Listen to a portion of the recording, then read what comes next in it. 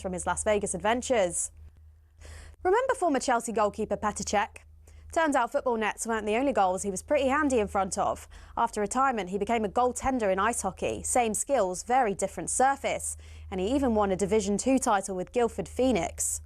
For ex-Liverpool centre-back Daniel Agger, it wasn't just fancy footwork that was in his blood. He was also pretty good with his hands.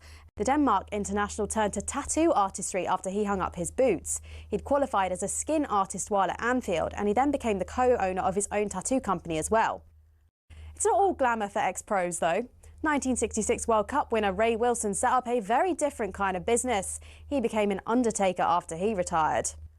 Finally, not many people can say they've won both a World Cup and starred in an Oscar-winning film. In fact, there's only one person in the entire world who can say that. Frank Leboeuf, the former Chelsea defender, was part of the 1998 France squad who won the World Cup. He ended up marking Brazil's Ronaldo in the final and helped his side to a 3-0 win. But Leboeuf had already begun acting on the side while he was playing football, and his biggest role came some years after his retirement when he landed the part of a doctor in the Stephen Hawking biopic The Theory of Everything. I embrace the career of acting, so I want to learn more. So seeing lots of movies is a part of my job. To be honest, with all the dramatic diving in the game these days, there's probably tons of ex-pros who've got the acting skills to make it in Hollywood.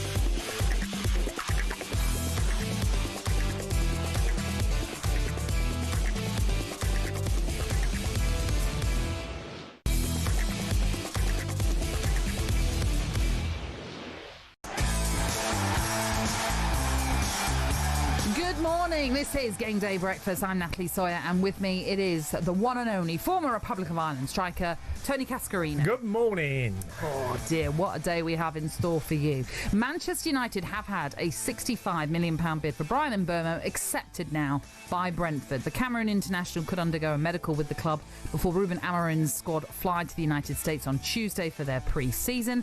We'll bring you the very latest transfer news in the show. Elsewhere, the Lions face their first test today as they take on Australia in Brisbane. Coverage begins after us at 10. The former Lions player, Rory Best, gave his view on today's matchup on our preview show last night. To be representing the Lions is one thing, and I think I said it in that clip earlier. To win in any shirt you play in is one of the most important things. And to win that test series was brilliant to be a part of that squad. It's always something that you look back on and you go, I would have loved to have played in that test series itself. To be there in that changing room and that after that last test in Sydney was unbelievable, and especially to have beaten the Aussies by 40 points that day. And it is also fight night tonight. talkSPORT and DAZN will bring you live coverage of Alexander Usyk versus Daniel Dubois 2 live from Wembley.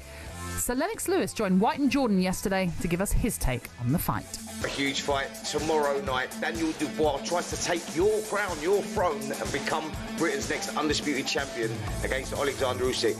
Firstly, can he do it? Yes, he can do it. He's there. He's proven his points. He's gone through his trials and tribulations, and he's made it. He's there. He's at the top. He's not really a sir, but we just like to bestow that upon him, considering what he has done for boxing. Anyhow, it's going to be a great Saturday. There's loads coming up across the talkSPORT network, whether it is that boxing, whether it is keeping you across the Open Championship as we move into moving day at Royal Portrush. There is also the Lions. There's also the final Women's Euros at quarter-final to be played out as France take on Germany. That coming your way later on as well. It's action-packed, that is for sure. I probably missed something as well. But anyway, Cass, how are you? Yeah, I'm good. Looking forward to this weekend because I'm really looking forward to Usyk versus Dubois tonight. I fancy Dubois, big style. Not to take anything away from Usyk because I think he's a fabulous fighter. But I do feel like Lennox Lewis, his time's now. He's 27 years old. Lennox Lewis. Oh, Lennox Lewis. No, like I know what you Lennox mean. Lewis Like said. Lennox, Yes, yes. okay, I've started already. Like Lennox Lewis said, Yes. it's his time. I actually feel that as well. That We were saying that before we all it's came 2 years on ago air. since he lost. Feeling about it, yeah. Yeah, it's 2 years ago since he lost. So you look at what's happened to him in the last couple of years. That has been a progress. He's had redemption time, and he's also looked at quality. When he beat AJ, that was a different Dubois.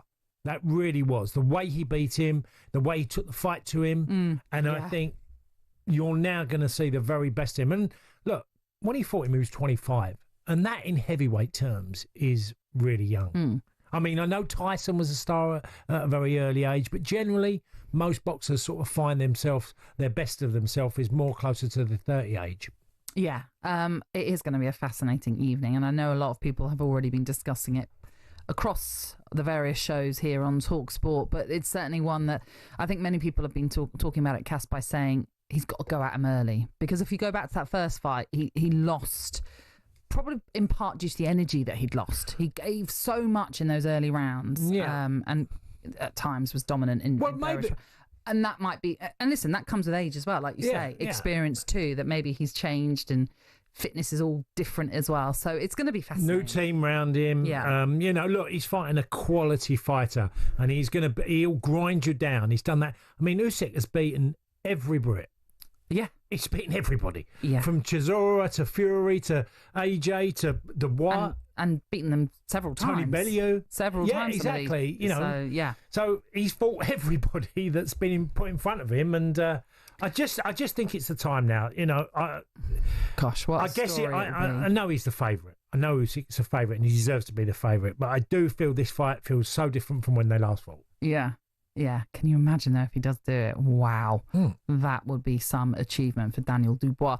We're going to have plenty more with the fight coming up later on here on talkSPORT. Spencer Oliver will be joining us later on to give us his thoughts then ahead of this one. But we're going to start the show now, Cass, really, to talk about what was being discussed earlier this week with regards to what IFAB, so that is, of course, the lawmakers in football, what they've been looking at.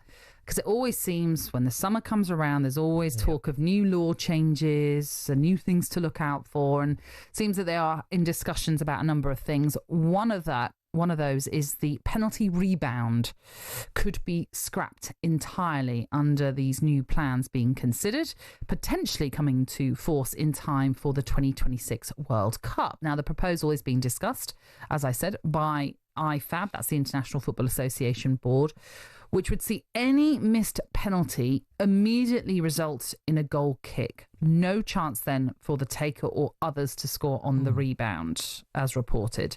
So that would mean moments that we've seen before, like Harry Kane's extra time goal against Denmark in the Euro 2020 semi-finals, or indeed Xavi Alonso's equaliser in Istanbul, would be ruled out under these current proposed rules.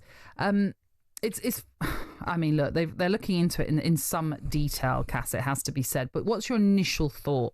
My initial thought, Nat, was thinking back when I first started playing football at a professional level, when I'm having coaches telling me where to position myself if I wasn't the penalty taker, right on the edge of the box, and don't let a defender, if it rebounds, you try and be there for the tap-in.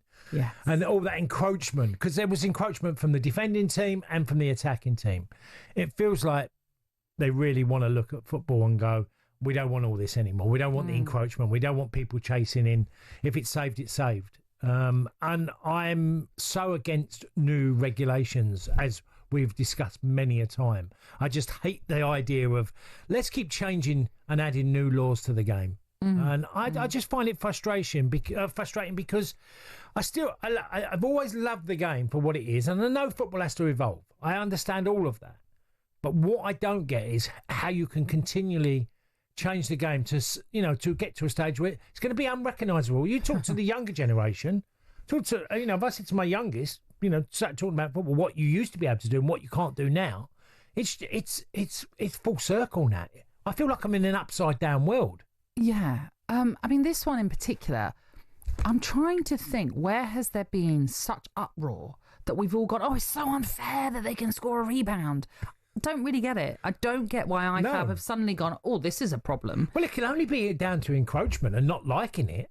Or just go, let's just do the idea of the penalty shootout. But that's where VAR comes into it. They look at encroachment. Yeah. So that's why we should be able to go, actually, no, that needs to be retaken or whatever it is because of encroachment, for example. I mean, I just find it absolutely ludicrous. Especially as well, Cass, they're saying that if, for example, the penalty is saved by the keeper, but the ball actually goes out of play, that won't be a corner either. No, I know. That will be a goal kick too. So... I mean, what's going to be next? There's going to be all these strange sanitisation of football that just does not need to be there. As I say, I don't think there's anybody that is crying out for, we need to remove rebounds. I mean, are we going to have that from corners? Because that's another sort of set piece of some sort. Are we going to say, well, unless you get it in from the first phase of a corner, because there might end up being phases of corners, then, sorry, it becomes a goal kick once more. Well, and this is only my gut feeling, I think throw-ins will go very soon. That's going to be the next port of call because, I mean, I watched a lot of teams at the end of last season launching the long throw, and there was quite a number of head clashes. And I kept thinking, with all the heading and what's happening with football and obviously Alzheimer's and dementia and all them sort of things that have caused many footballers problems. We're looking at long throws, and long throws, I'm seeing loads of clashes of heads from long throws now. And so I just what would they do instead? Well, they'll kick it on. They'll do what the kids' football do. But you can still kick it high, no? No, but there won't be the... I know we're going a bit off track here, but I just think that heading is going to be slowly eradicated, and that's where we'll end up. We'll be changing and changing. I don't see the throw-in surviving. Nat, if you watched a lot of the games at the end of last season, there were so many teams. Take Arsenal. They were doing it a lot. And then other teams were lower down the... But it's become a threat. But there was way more clashes of headers with long throws than any other part of the game, more than corners. Yeah, okay, I see what you're saying from a health point of view. They might have to look at it. I get that.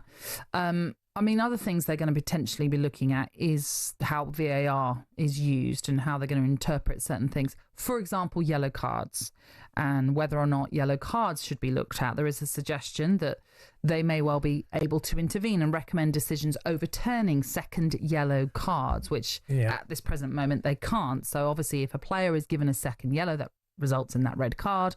But there is a possibility that VAR could intervene in what they might deem as unfair dismissals. I don't mind that one. That makes more sense to me. As you're talking, I'm thinking, well, yeah, if it's unfair. Yeah, exactly. And also corners. If a corner is given when it shouldn't be a corner, again, they can intervene with that. Again, that makes sense. That sort of stuff makes sense. I don't mind things that are going to get it factually right. Yeah. But to just... I mean, it feels like someone's just gone in there and gone, guys, I've got an idea. The rebound needs to go. There we are. That justifies your salary for the year. Thanks for coming in. It's just madness. Absolute madness. It's a good way of putting it. It's just, I don't get it. Well, yeah, there is people who like to get the whole pool of people around and then say, come on, give me an idea you think is wrong with football. We could do this morning and go to the audience and listen and say, well, come on, then you give us a rule that you think needs to be changed. Let's do that then, shall we? What a great idea. Give us a rule change then. Be wacky with it as well. Why not make it fun this morning? What would you like to see introduced as a rule change? If you want to be, a stickler for the rules as it is, it stands, what would you get rid of? What would you bring in, for example? Or, as I say, what would be wacky that you'd love to see? Go on. Is it a law, not a rule? Yeah, there are laws, technically. Yeah, they're technically laws, aren't they? No. Oh, sorry. I'm just being silly. I get a yellow card if I call it rules? No, red. Straight off. Red. That ref going, I think you'll find it's a law. Red. So that's what we want this morning then. Tell us the kind of laws then that you'd like to see introduced. As I say, the wackier, the better. Is there something that you've, even maybe right now within football, you think, why do we even have that law? Those are the kind of things we want to see. I feel like I've really got to make sure I can say law the whole time now that you're looking at me. 81089 is the text number. You can also WhatsApp us on 03 717 223344, where you can also leave us a voice note. You ever think, Cass, about what you would change? Right, okay, give me. I need a little bit because nearly every rule's been changed. So yeah, but it can be wacky. Law. Law. Oh, red card, you're off. Indeed. So do let us know this morning, because it'd be lovely to hear from you. And as I say, make it fun as well. Let's just make football silly, just for the morning anyway. Okay, on the way next, could Liverpool be spending even more money? We'll discuss yet another potential transfer target next.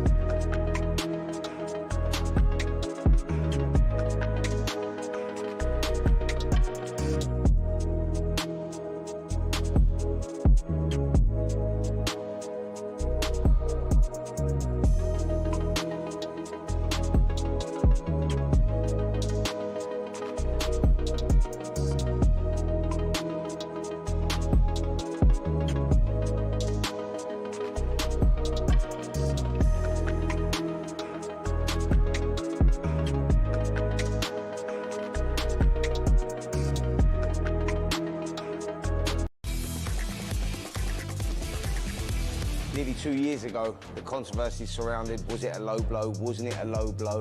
I'm sure we'll see it again, but the crowd are booing as soon as it landed. You can see the pain on Usyk.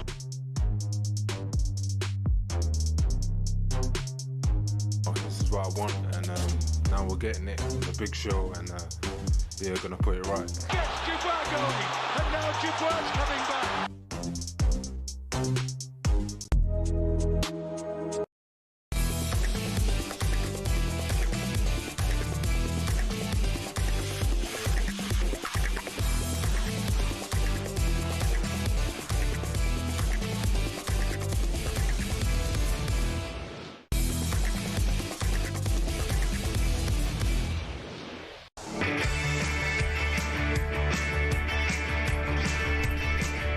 Good morning to you. Thank you very much for tuning in to Game Day Breakfast this Saturday morning with the former FA Cup finalist Tony Cascarino, who is alongside me, Natalie Sawyer, and loads of you getting in touch this morning about the rule changes that you want to see in football. This is after IFAB have said they're going to potentially discuss the option of removing penalty rebounds from the game in time for the 2026 World Cup. There's going to be some daft ones here, I know. Well, there are. Well, I mean, I kind of want to see more daft ones, but we're getting some ideas for sure.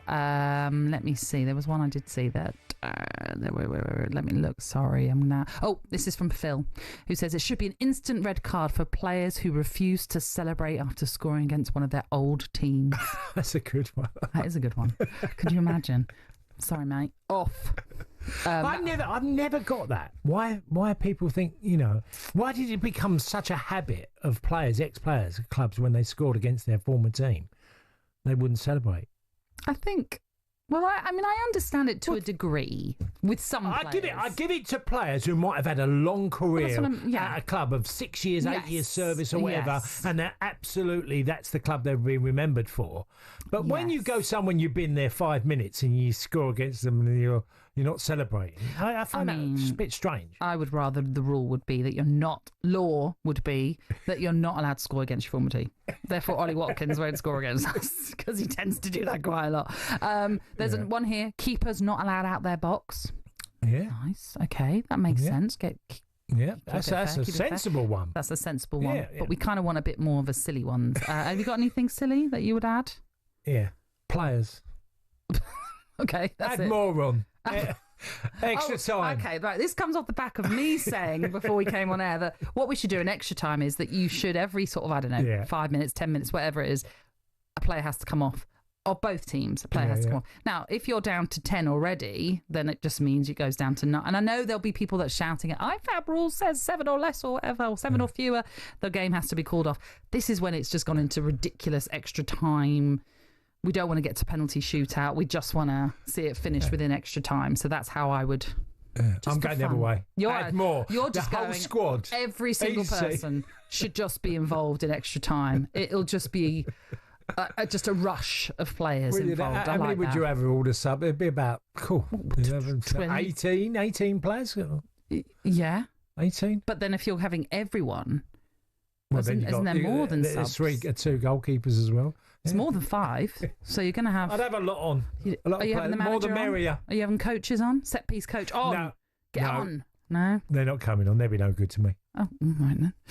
So that's what we're looking for this morning. The rules, the laws you'd like to implement, because just to make it a bit more fun, because it does feel as though at times we're going through a bit of a sanitisation of football. Well, we're mocking the game, aren't we? Because of some of the law changes that keep occurring every year. Yes. Gary, who is a Grimsby fan, has been in touch. If the game has gone to a sudden death penalty shootout, fans should be asked to take the penalties. These fans will be selected by a raffle ticket system to keep it random.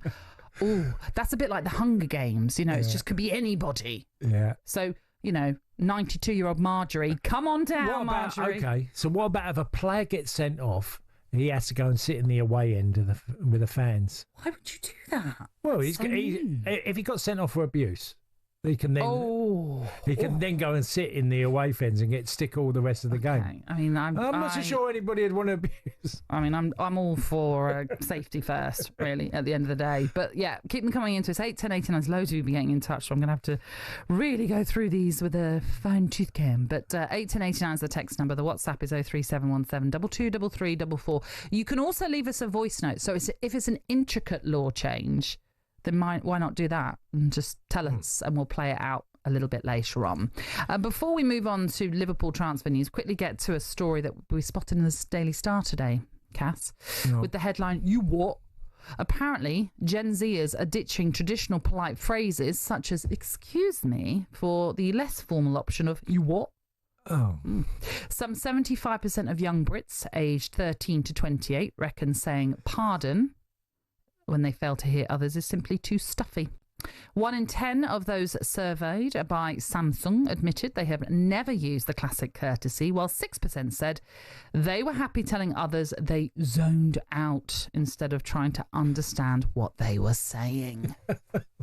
Uh-oh. Do you know, if you don't hear so, I always say sorry. I just say sorry. I know. Didn't catch that. Yeah. Yeah. I'm not so sure about you. What was it? You what? You what? No, you can't be saying that. You what? Yeah, I'm not sure. I mean, isn't that down to just respect? And well, of course. It's quite nice to just have manners. Yeah. It's not about being polite. Stuffy. It's just having manners at the end of the day. I'd like to think that my 14-year-old isn't going to be like that, but who knows? Who knows? He's pretty good. Although there are times when I'll have to say, "Do you want to say thank you?" Oh, I know. It's hard getting... I mean, my youngest 9, and he goes... Sometimes we put him in the breakfast club as we're going to school. And as we get him into the breakfast, the woman always says, "Rocco, say goodbye to your dad." But do you know get him to say goodbye. No, see, my son is very good at that. And he's very kiss on the cheek, goodbye, all that. But a thank you, I'm like... Yeah, thank you can be hard as well. Even I know it sounds silly, but, if I've cooked your dinner, it's nice to just say thank you. But here's a quick one. But I don't remember years ago my parents always telling me to say thank you. But I say it way more than my parents did to me. So you're overcompensating. Well, I'm trying because I'm trying to get them to be just polite, have, like you said, manners. Yeah. Just say thank you. It doesn't hurt, does it? No, not really. No. Not really. But you what? I'm not sure I like that. No. Okay, let's move on. Earlier this week, we heard that Liverpool are in advanced talks to sign the Eintracht Frankfurt striker Hugo Ekitike in a deal worth more than £70 million. Now, Newcastle had a similar offer for the striker rejected by Frankfurt, with Liverpool's offer expected to surpass it. Charlie Adam was on talkSPORT earlier this week. I think it was yesterday, in fact, and he has been talking about the signings that Liverpool have been making this summer, and in particular on Ekitike. A big club mentality, winning mentality, doing your business early, getting the signings over the line. And if you look at the players they signed in terms of Wirtz 22, Ekitike 23, Frimpong 24, Gyökeres 21, young up and coming players that have got experience, that are quality players, and yeah, they're doing the business well. Richard Hughes and Michael Edwards are strong negotiators, and once they get the targets and they get their eye on somebody, they don't really let it go unless it gets silly. But when they want somebody, they go and get it and they do the business. They don't hang around, and I think that's clear for the manager as well, that he knows. And I didn't really want to bring up, but I think with the tragedy that's happened over Liverpool, I think these quality players will lift the football club, and bring the joy to the. I think these are 4 quality players. If they can get the striker in, I think they are 4 top signings for Liverpool for next season, and for me, I think they're the team to catch again.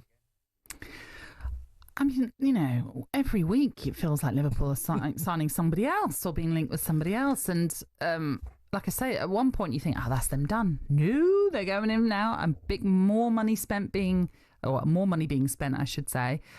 So, Ekitike, what are your thoughts? First of all, they don't want to give it to the tax man, all that money. They'd rather spend it on transfers. Okay. Ekitike is typical of where Liverpool are heading with technique and pace. If you look at all their signings, all of them are technical and all of them are quick. Mm-hmm. And Liverpool can have a really incredible dynamic. Look, Nat, the way that the Liverpool play under Klopp, and it was a bit more rock and roll, which we all know, but even under Arne Slot, when Liverpool countered, they countered really quickly and did it brilliantly. This is just an exaggeration again, because these are players that Frimpong is like lightning. So Ekitike is quick as well. And I'm looking and thinking, this team is just going to be absolutely incredible to watch. They really are. Yeah. I can remember, and I reference them a lot because it's fair to. I can remember Manchester United, when they made signings and certain, you'd look at them and think, how dangerous are they? How they've already got Konchelsky's and others, and and you used to think, wow, that's just another string to their bow. And I think this is Liverpool now. Liverpool have gone hard and fast on young players that are going to have a bright future. And look, there's never ever a guarantee this all works. Mm-hmm. But one thing I'm looking at this team thinking, they are going to go for their jugular against everybody, home and away. Yeah. Certainly. He's a player that, by all accounts, I haven't seen him play, but he's a player that has played in a partnership, can play sort of on his own, versatile, up front with others around him, clearly. There's a versatility to him. And 15 goals in 31 Bundesliga starts last season, 22 in 48 games in all competitions as well. Currently plays for the under-21s for France, but you think it might be only a matter of time that he gets the call up to the senior team at some point too. One to look out for, but it does look as though they are closing in on yet another great signing. Do you know what? One thing goes really quickly. The Premier League this season looks like it's going to be an absolute joy.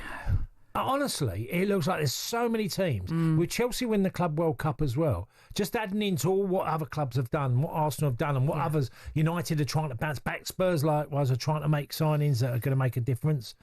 I think it'd be a really exciting league next year. All right. Not long to go, less than a month, in fact, until the Premier League season kicks off. Okay, on the way next, we are going to look ahead to day 3 of the 153rd Open with a man that knows what it's all about. Andrew Beef Johnston's with us next.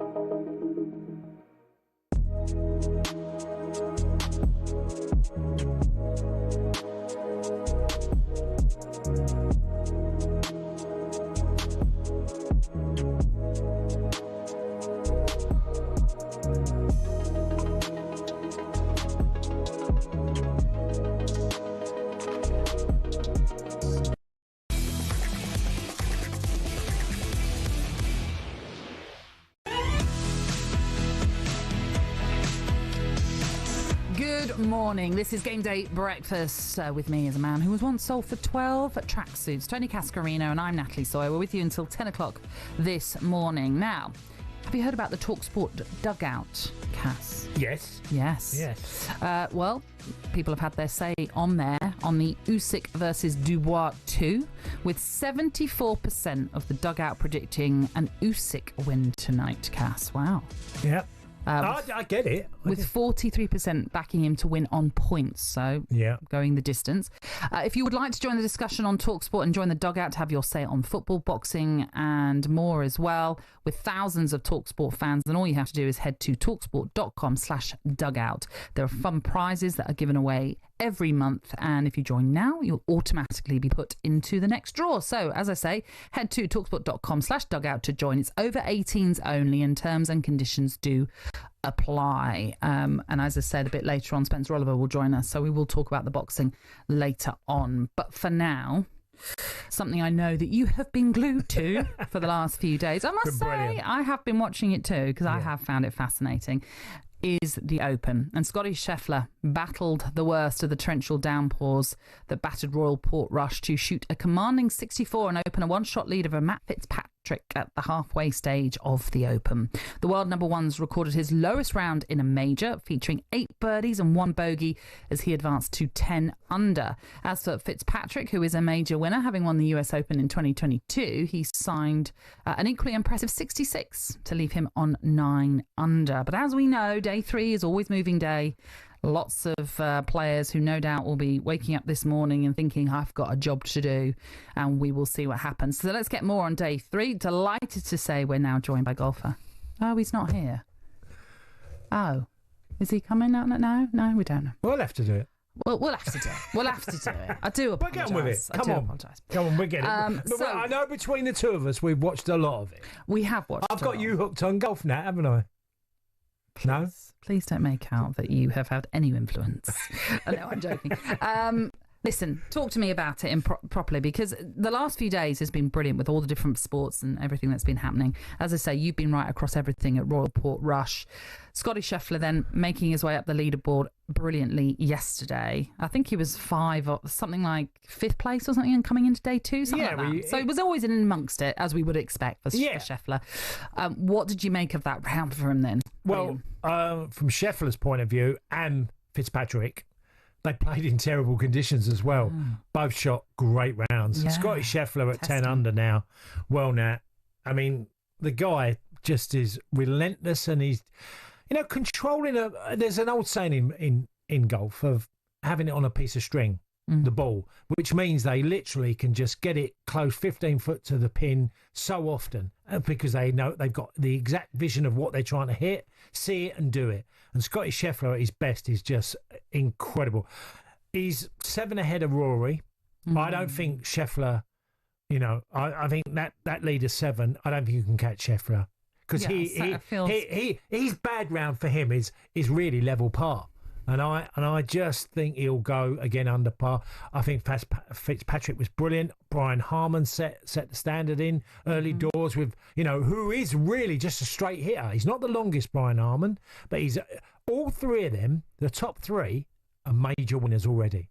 And I think that's really intriguing that them top 3 have got there, because when they play their best golf, and Fitzpatrick did, by the way, got an amazing par at the end yesterday on the 18th, where he looked like he was going to drop a shot, Fitzpatrick, and he held a 25 foot putt. And I felt fair play to him, because at his very best, Matt Fitzpatrick is a real grinder, a brilliant, and 2 of them are, particularly straight. I'm going to say all 2 of them, 3. I mean, Scheffler is just frighteningly scary when he's on. So, but yeah, a great day in horrible conditions, but loads of players still in contention. But the frightening fact is that Scotty Scheffler's at 10 under, because that guy is so laid back about his golf. As we know, we discussed off there about things he said. But yeah, absolutely brilliant day's worth of golf. Well, as I say then, Scheffler leading the way, just a 1-shot lead from Fitzpatrick. Then there is Haotong Lee and Brian Harman, like you mentioned, at 8 under. Then you've got to go to 5 under, where there's a clutch of players at 5 under. We've mentioned day 3 of any tournament is always considered to be moving day. Lots can happen. There's also the weather to consider, and I don't know what the weather's going to be like, actually. We should really look that up. But it hasn't seemed to be a problem for Scheffler and Fitzpatrick, like you say. I think his best ever finish at the Open has been tied 7th. It's his worst when it comes to a major, even though many would be happy with tying 7th in any major championship. Do you feel, in the position that he is in right now, that he is unstoppable? I think if you were talking to the other golfers, and they all say if Scotty plays his best golf, it's very hard for anyone else to win. Yeah. But because there's a lot of players within touching distance, someone might, Tyrrell Hatton, I thought he was brilliant yesterday. Rasmus Højlund, another player that's been playing well. Look at that. Højlund. Højgaard. Sorry, Rasmus Højgaard, the two brothers, aren't they? Højgaard. And, you look at the leaderboard and that, they're all full of players who have been playing very, very well. Loads of them have been playing their best golf. So you've got to go in with your A game, certainly for the Open. I'm just trying to look at the weather and what it's going to... I think it's actually going to be all right No, today. well, they had the bad weather yesterday afternoon, didn't they? I'm just having a look. I think it's going to be about 15, so not the warmest, but then again, not the coldest. No, actually, it'll go a bit higher than that, I tell a lie. Get to about 20. No, bit of showers, but nothing major. So kind of what you expect of a links golf course. Changeable. Some of them rough, though. I mean... Well, I was going to come to that rough. Justin Rose got caught up in one. I think he had a treble. When he was really in the heart of it. Yeah. And he had a treble that hurt him really badly.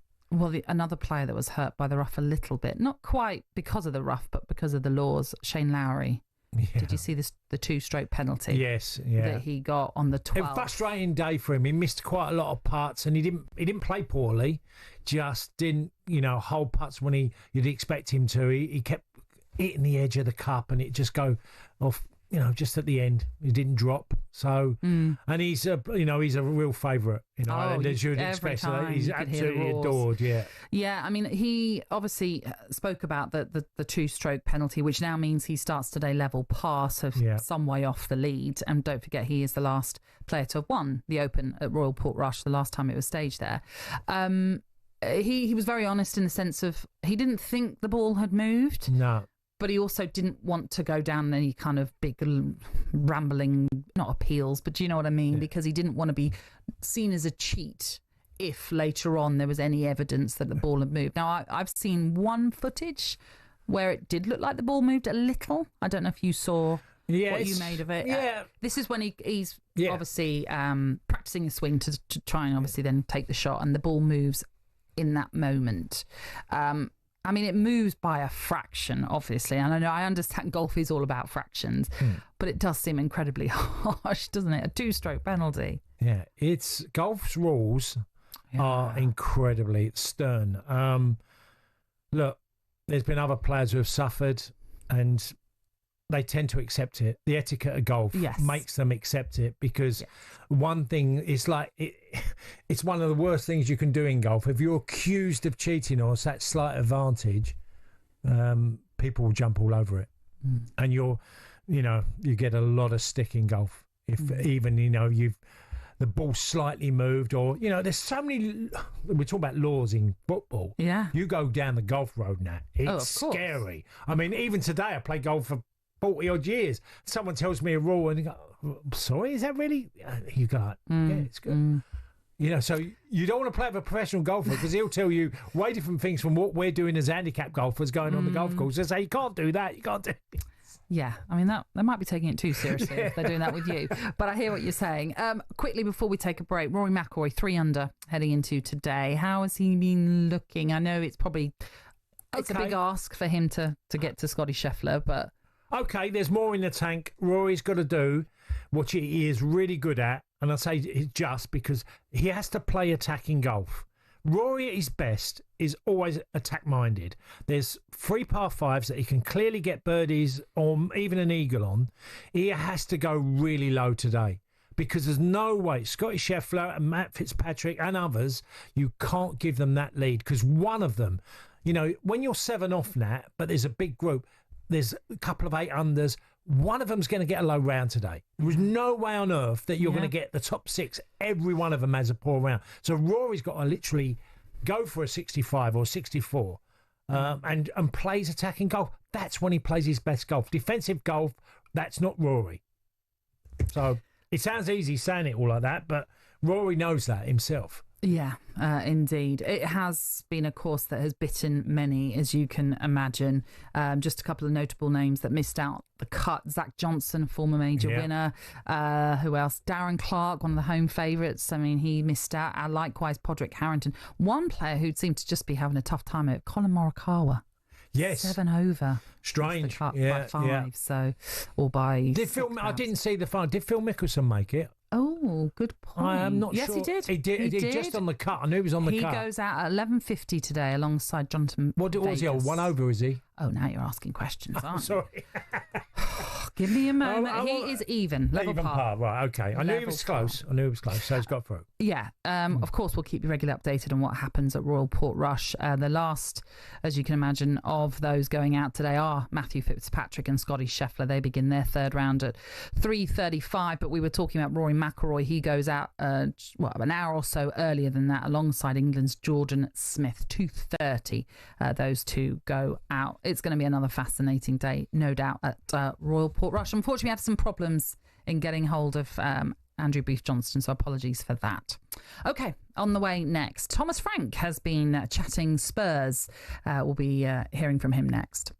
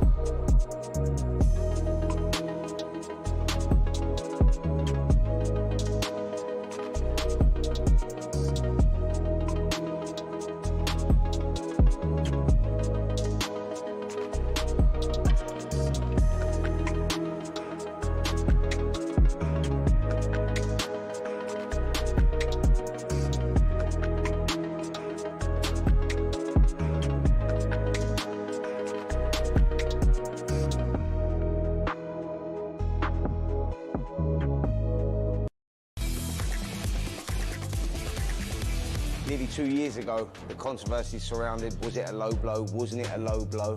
I'm sure we'll see it again, but the crowd are booing as soon as it landed. You can see the pain on Usyk.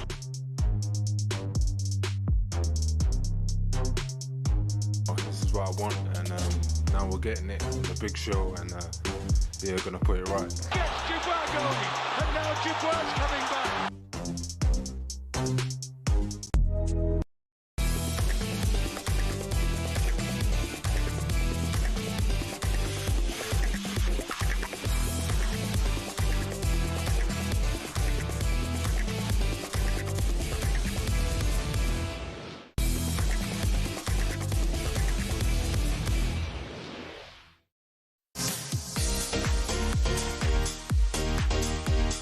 morning. Welcome along to Game Day Breakfast. It is the former Aston Villa and Gillingham striker Tony Cascarino who is with me, Natalie Sawyer, as we take you through until 10 this morning. Here are some of your headlines today.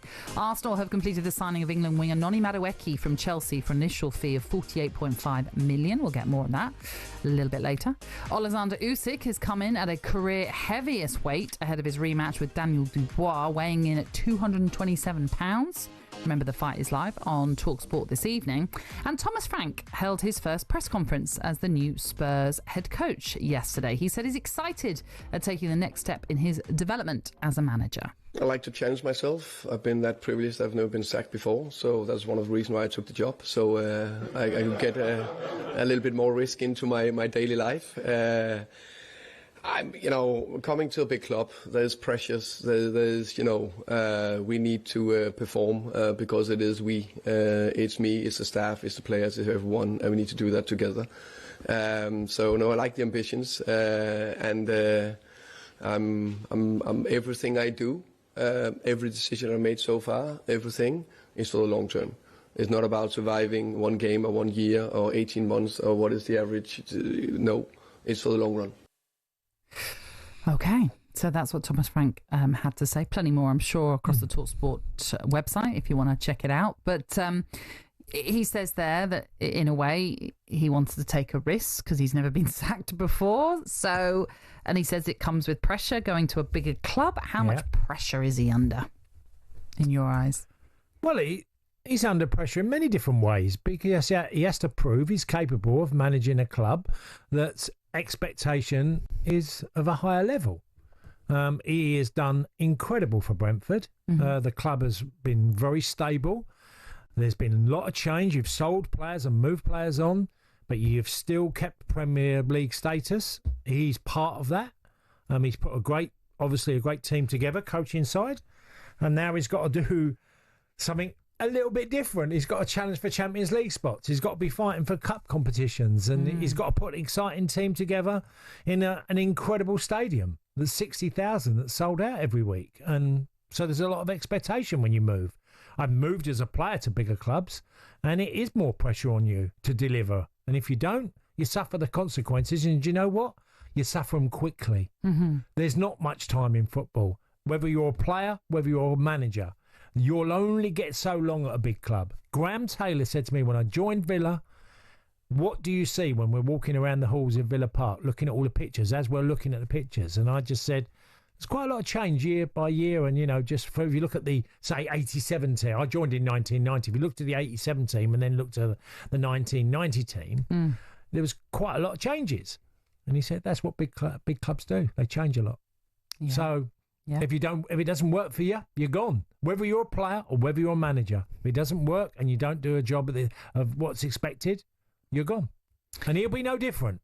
Yeah, and that's the risk he's taking. He says the long term, but the long term is really hard to get to because you've got to win over a lot, not only the fans, but people in the boardroom, owners, the media. You've got to win them over to think that you are going on the right road. What it's like when it turns. He had nearly 7 years as the Brentford head coach, but longer there because he was Dean Smith's assistant for a period of time too. I mean, that was quite extraordinary, the length of time he lasted at Brentford, really. Even more so because of... Was there... I can't think of a time, but was there any time in that 7 years you thought he could go, be sacked, or was it ever rocky? I mean, he didn't get off to the best of starts in terms of winning games. It didn't come naturally to Brentford under him. Yeah, but not really. Certainly not sacking. Obviously, we expected, in a way, that he would have gone sooner than he did. Yeah, just because of the great work that he had done. And look, he was always, and I find it funny when Brentford fans have come out and said he wanted to do lots with us, why has he left, and that sort of being upset about him. But I think he was always very open about wanting to test himself, and at one stage that would happen. I don't think he's ever shied away from that, which I quite like, that honesty from him. We knew it was coming, that he was going to go, and it would be on his terms rather than ours, in the sense of we weren't sacking him. So no, and I'm very well in the know that he had spoken to clubs previously. So this wasn't the first club that came in for him and that he left. I think it's well publicised that he had conversations with other teams before. It just never worked out. But you expect that from somebody who has ambition. They're going to want to, at one stage, move on and test themselves at a bigger club. All clubs come with pressure, depending on, it doesn't matter where they are. They're all coming with pressure. So him getting us up like he did, the pressure was, can he keep us in the Premier League first season? Then, can he do that again? Can he then kick us on? And there were obviously, you could say, tick, tick, tick. He did a lot of that. Obviously now Tottenham is a very different kettle of fish because their expectations are very different to Brentford's. Although Brentford, I'm sure the owners and everything. And by the way, we've had a huge investment coming in this week. Don't know if you saw. No, I didn't see that. The film producer, Matthew Vaughan. Oh, right, okay. Yeah, along with a businessman, Gary Lubner, I think it is. Suggests around £400 million investment. Oh. Look at us. It makes you feel like you're getting it yourself, doesn't it? I know. What are they going to do? Are we going to get better seats? I don't know. No. But, obviously it's not all going to come straight in. When I say investment like that, it's obviously going to be over a period of time. But anyway, what in terms of then this season coming, is it a minimum they have to get Champions League football to be... Well, I think level par for what they expect. When they bought that stadium the way they did and invested so much money in it, that's what expectation would have been. Champions League football every season. There are some challenges that are immediate. Romero is one. What's going to happen with him? Maybe even Son is the biggest one because he's been a legend at the club. He's 33 years old now. Has he seen better days? Yes. And of course, when he has such an affection for the football club, and there's a lot. What do you do? Because he's also the captain, isn't he? Yeah. So it's another issue in itself. But Thomas Frank will have to handle all of them, and then he'll have to do it for the best interest of the football club. There are challenges, and also, how they're going to attempt to play, which will be, I think, just a versatile style to whoever they're up against, whoever they're playing. Thomas Frank has always looked at the opposition for me. I've come away thinking he answered the questions that were going to be put forward to his team and done that often with Brentford. Yeah. There is no better game for them in terms of sort of competitive game for them to start the Thomas Frank tenure off with than the UEFA Super Cup final when they're facing PSG on the 13th of August. That is going to be fascinating. I know. Look, pre-season is money in the bank for the season, as in getting yourself all right, getting your squad right physically and being all over that. So they hit the ground running. I wouldn't, of course it's a great game to get your campaign going with PSG. But the bread and butter is the Premier League of them putting in some sort of challenge to the top four. I think Tottenham will be a much better team because I wasn't a Postecoglou fan. I felt it was kamikaze football all the time. And it was when it went wrong, it went disastrously wrong. And I went to a lot of Spurs games in the last 2 years. And I every time I went, they were just beaten so easily. I think there was only one game, West Ham home, where they won 4-1 and Kudus got sent off. They actually thought Tottenham played really well in that particular match. All the others, they looked like they were going to leak goals for fun every time I watched them. So I don't think that'll be the case under Thomas Frank. I think he'll make it way harder for them to be beaten. Sorry. Okay, and I'm sure there's still money in the kitty for him to strengthen as we head into that new season, which kicks off next month. Right, coming up in the next hour, we're going to discuss Sunderland, Manchester United and the PDC World Matchplay Darts. All that and more coming next.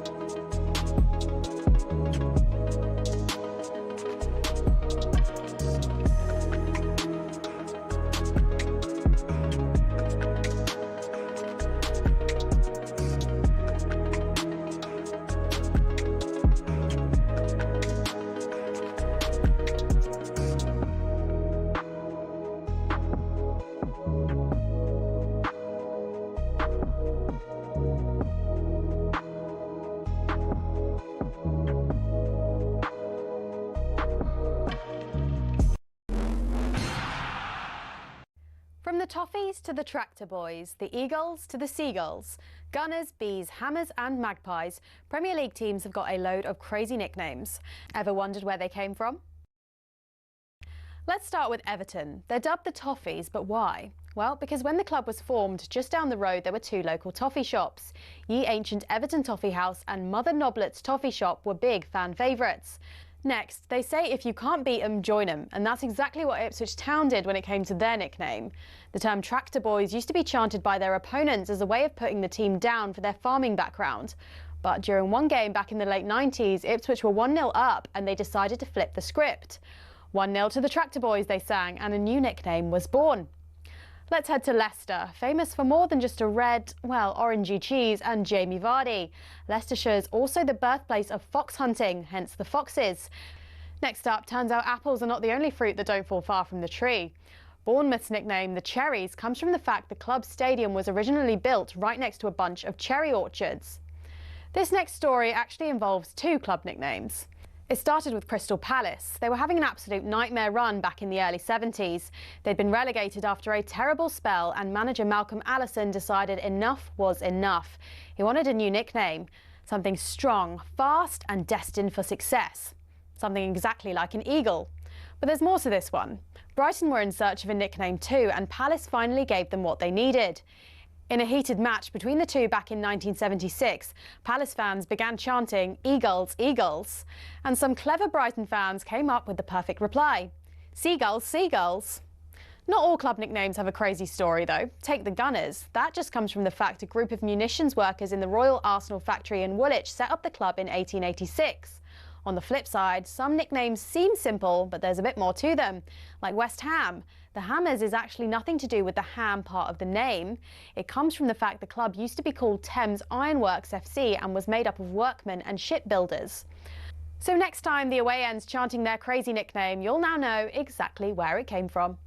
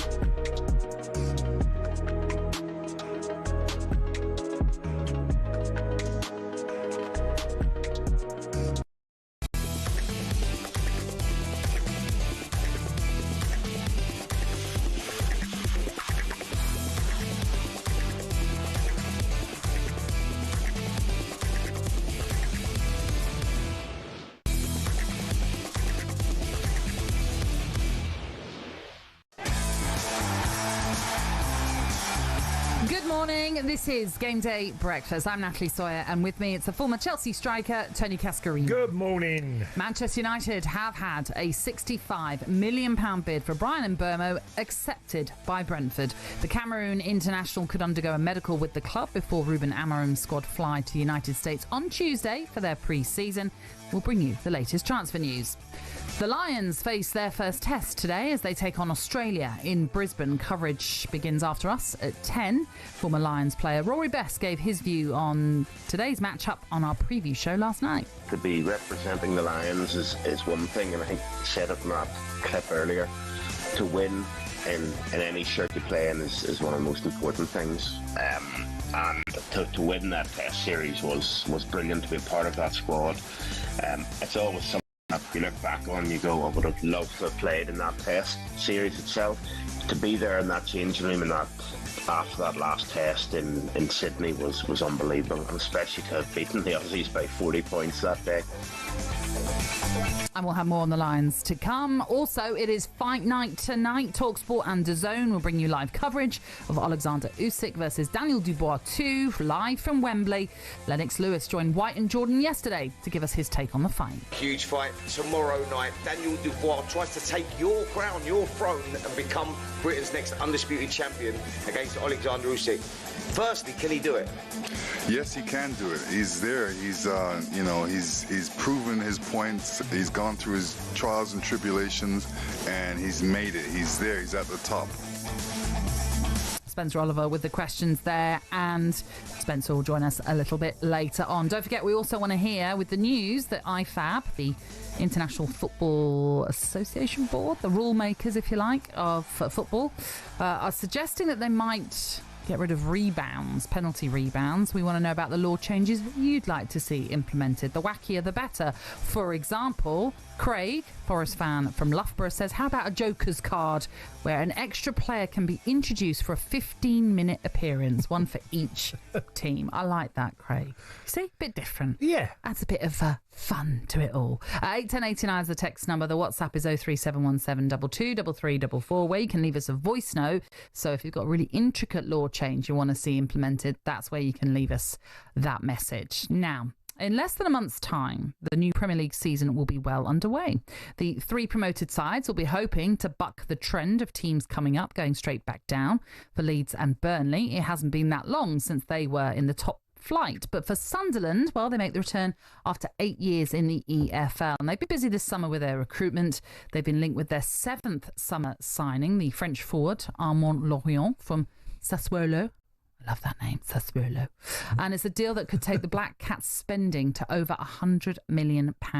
So, how are Sunderland fans feeling ahead of the new season? Joining us from Wise Men Say podcast, it's Richard Eastbrook. Richard, good morning. How are you? Hi, Richard. I'm very well, morning. Hello, both of you. Yeah, well. Yes. Yeah, we're good. Richard, I wanted to ask you first of all, because Sunderland had to go big, because if we watched, I saw them a few times last season anyway, but the playoff final, that yes, they got through, but there needed to be a lot of work done. I think the club have recognised that, adding to a very young team. Yeah. We did a podcast about 2 weeks after Wembley, and we thought we were being really harsh, but we said we're going to need 6 of the first team players replaced. And we felt really harsh by that.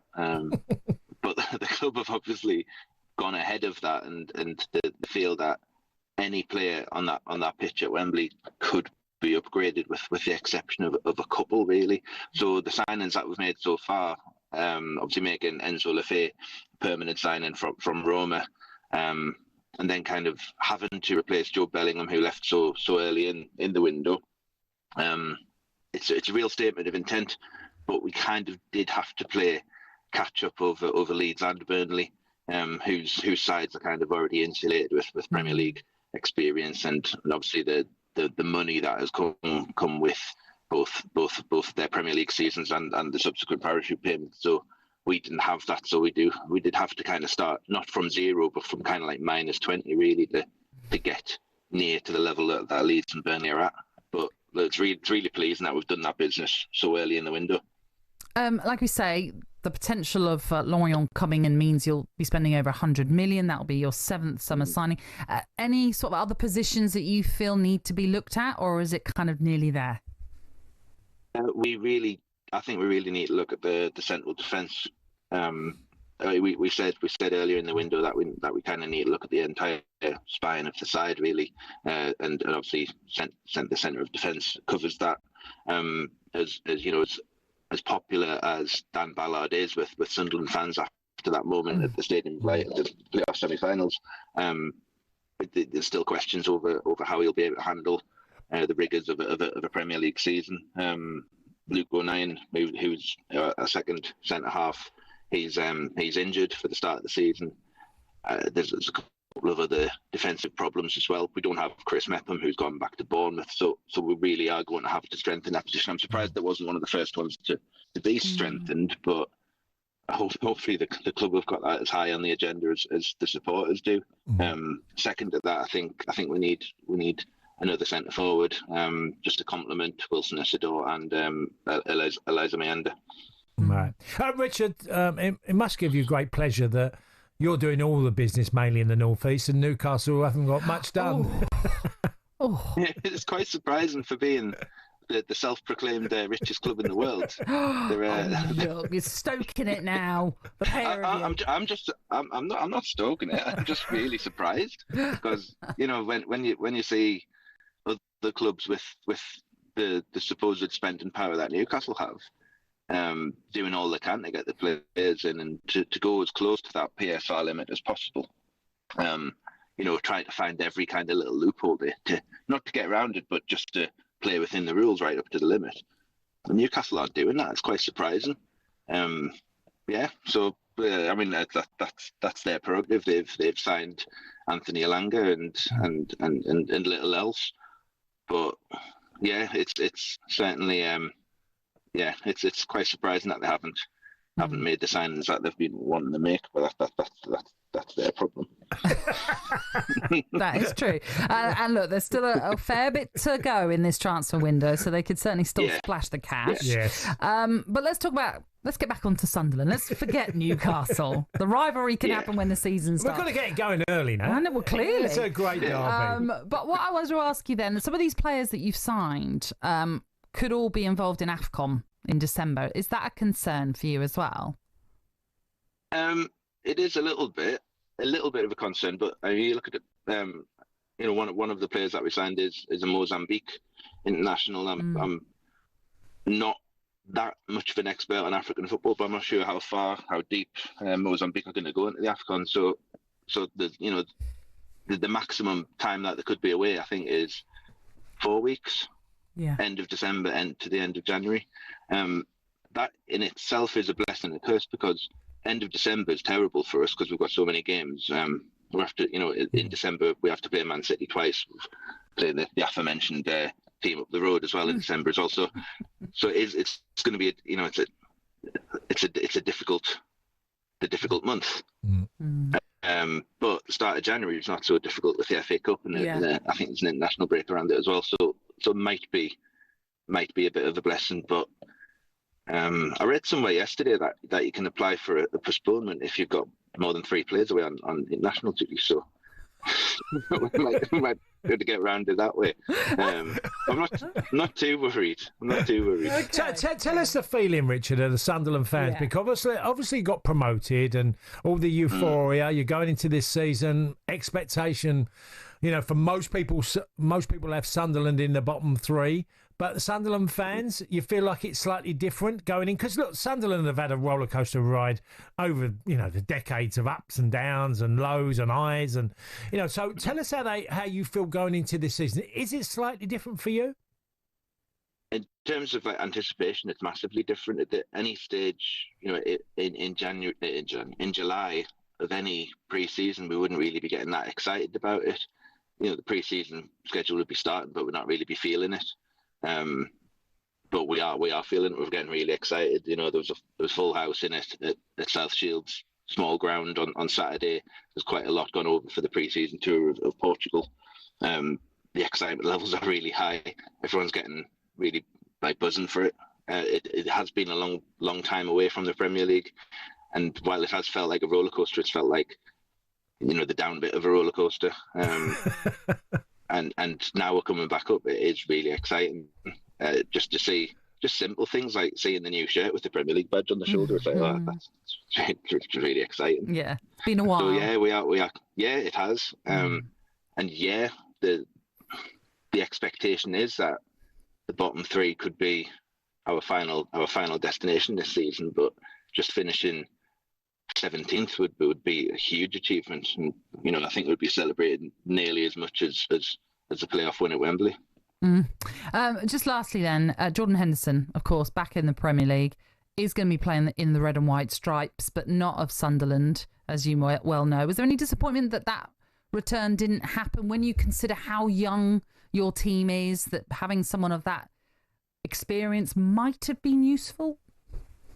It all added up, didn't it? Kind of a hometown hero. Yeah. We understood that he had a year left on his Ajax contract, but that was ready to be torn up as it was. Now he's gone to Brentford.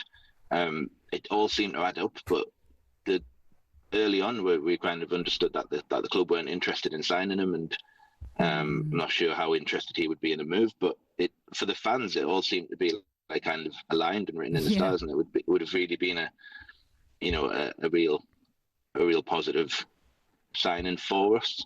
I was quite disappointed because kind of ticks all the boxes for what you need to succeed in the Premier League, albeit just avoiding relegation. But his reputation precedes us. England internationals, won the lot, Premier League winner, Champions League winner. Great role model. We know how much of a positive influence he could be on the team. So yeah, it is quite disappointing he's gone to Brentford. But I'm sure he's going to look forward to the games that he's going to play against us this season, and I'm sure he'll get a good reception. Yeah, I'm sure you're right as well. Listen, it's been a pleasure. Thank you for joining us this early morning, Richard. Thank you. Cheers, Richard. No worries at all. Best of luck for the new season. That was Richard Eastbrook then joining us from the Wise Men Say podcast, talking all things Sunderland and more, no doubt. Right, on the way next, we're going to bring you a couple of stories that we want to highlight from the back pages.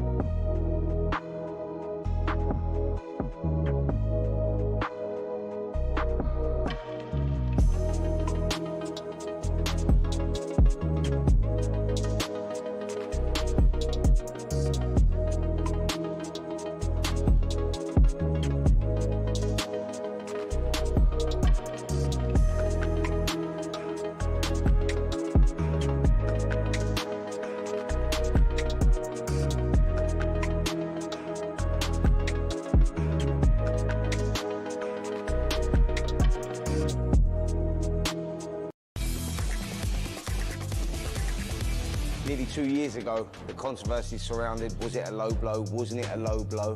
I'm sure we'll see it again, but the crowd are booing as soon as it landed. You can see the pain on Usyk.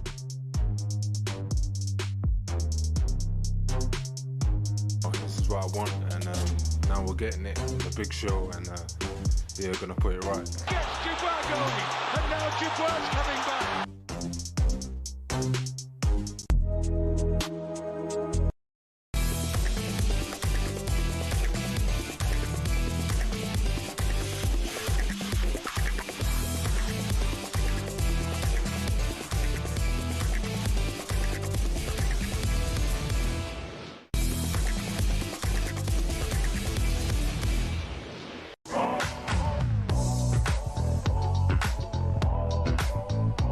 Good morning. This is Game Day Breakfast. We're live on your radio. We are live on YouTube and your smart TV as well. With me is a man who is yet to serve his 2-game international ban, Tony Cascarino.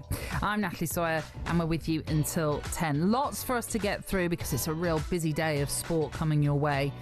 We've got darts. We've got the Lions, let's not forget, as they take on Australia in their first test. That one starting at 11, although coverage begins at 10. There's also the Open Golf to keep you across, the Women's Euros as well, the final quarter-final to be played later on, and there's boxing too. So lots for us to get through in what is a busy show.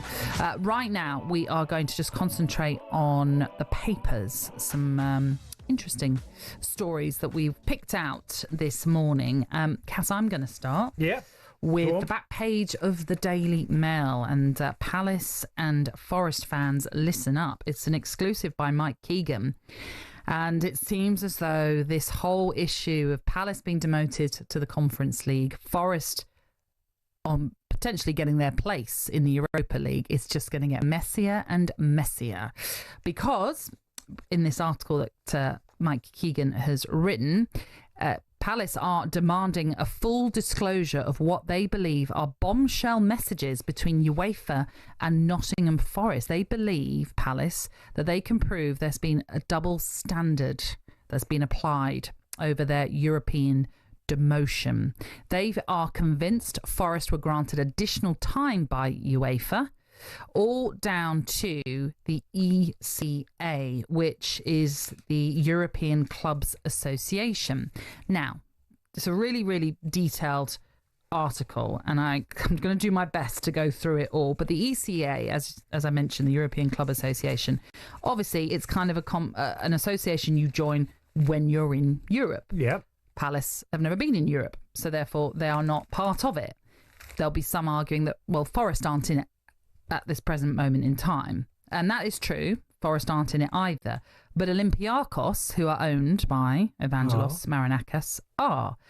And within the sort of remit of the last few months of, do you put your shares into a blind trust as Marinakis did, to avoid any potential clashes with Olympiacos and then not being able to compete in the Champions League, although I know that's now irrelevant because Forest missed out on the Champions League places. There is a suggestion that the ECA inform their clubs that UEFA would allow until May the 31st for those at risk to resolve any issues, and that an email would have been sent out with regards to this. But of course, if Palace aren't in the ECA, they would not have got this email. There is also a suggestion by the ECA that this March the 1st deadline that has really centred on the blind trust, and that's what John Textor at the time needed to do to avoid this situation when he was obviously part owner of Palace. The ECA said that actually that deadline was not sacrosanct, so not set in stone, this. And this is part of the defence that Palace are bringing forward, that all of these issues, i.e. the March the 1st deadline, not set in stone. The fact that clubs within the ECA were given reminders, if you like, but because they're not in the ECA, they weren't given those kind of the information that they feel would have been vital to help their cause. And like I also say, they feel as though there has been an element of double standards, maybe an element of underhandedness as well from Forest in all of this situation. It just feels as though it's going to get messier and murkier as we go on. Do you remember when Steve Parish spoke, Nat, yes, to media, and he said there was a number of issues, and he said too many to mention. I think he said how many things he'd gone through that sided with Palace that he felt would make a difference. So I knew that he had more, just hanging around that he could just use further down the line. And it feels like this is going to rumble on right through to the season starting. Well, I mean, Palace are going to fight it for as long as they possibly can. They should do, because I do think it's grossly unfair what's happened. And if anyone was going to make an argument, you would have felt Brighton would have been the club, wouldn't you?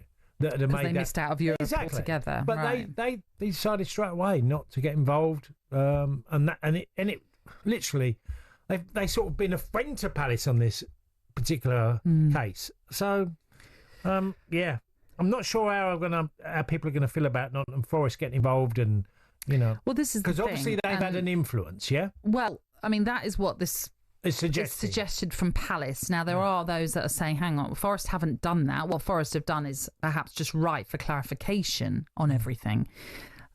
But of course, some might say, well, why did they have to do that in the first place? Can't they just wait and see what happens with regards to... Because at the point that Forest wrote to UEFA, we still didn't know what was going to happen with Lyon and in the French league, for example. So I can see why Palace fans are a little annoyed with Forest, shall we say. But equally, Forest will say, well, that wasn't why we were writing. We weren't saying they should be demoted.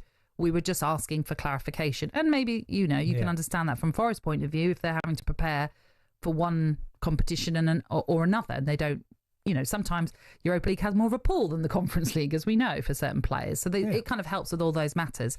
That being said... It's going to rumble on. It is going to rumble on. And I think the draw for all of these competitions are in early August, which is going to make things very complicated if this is going to run and run.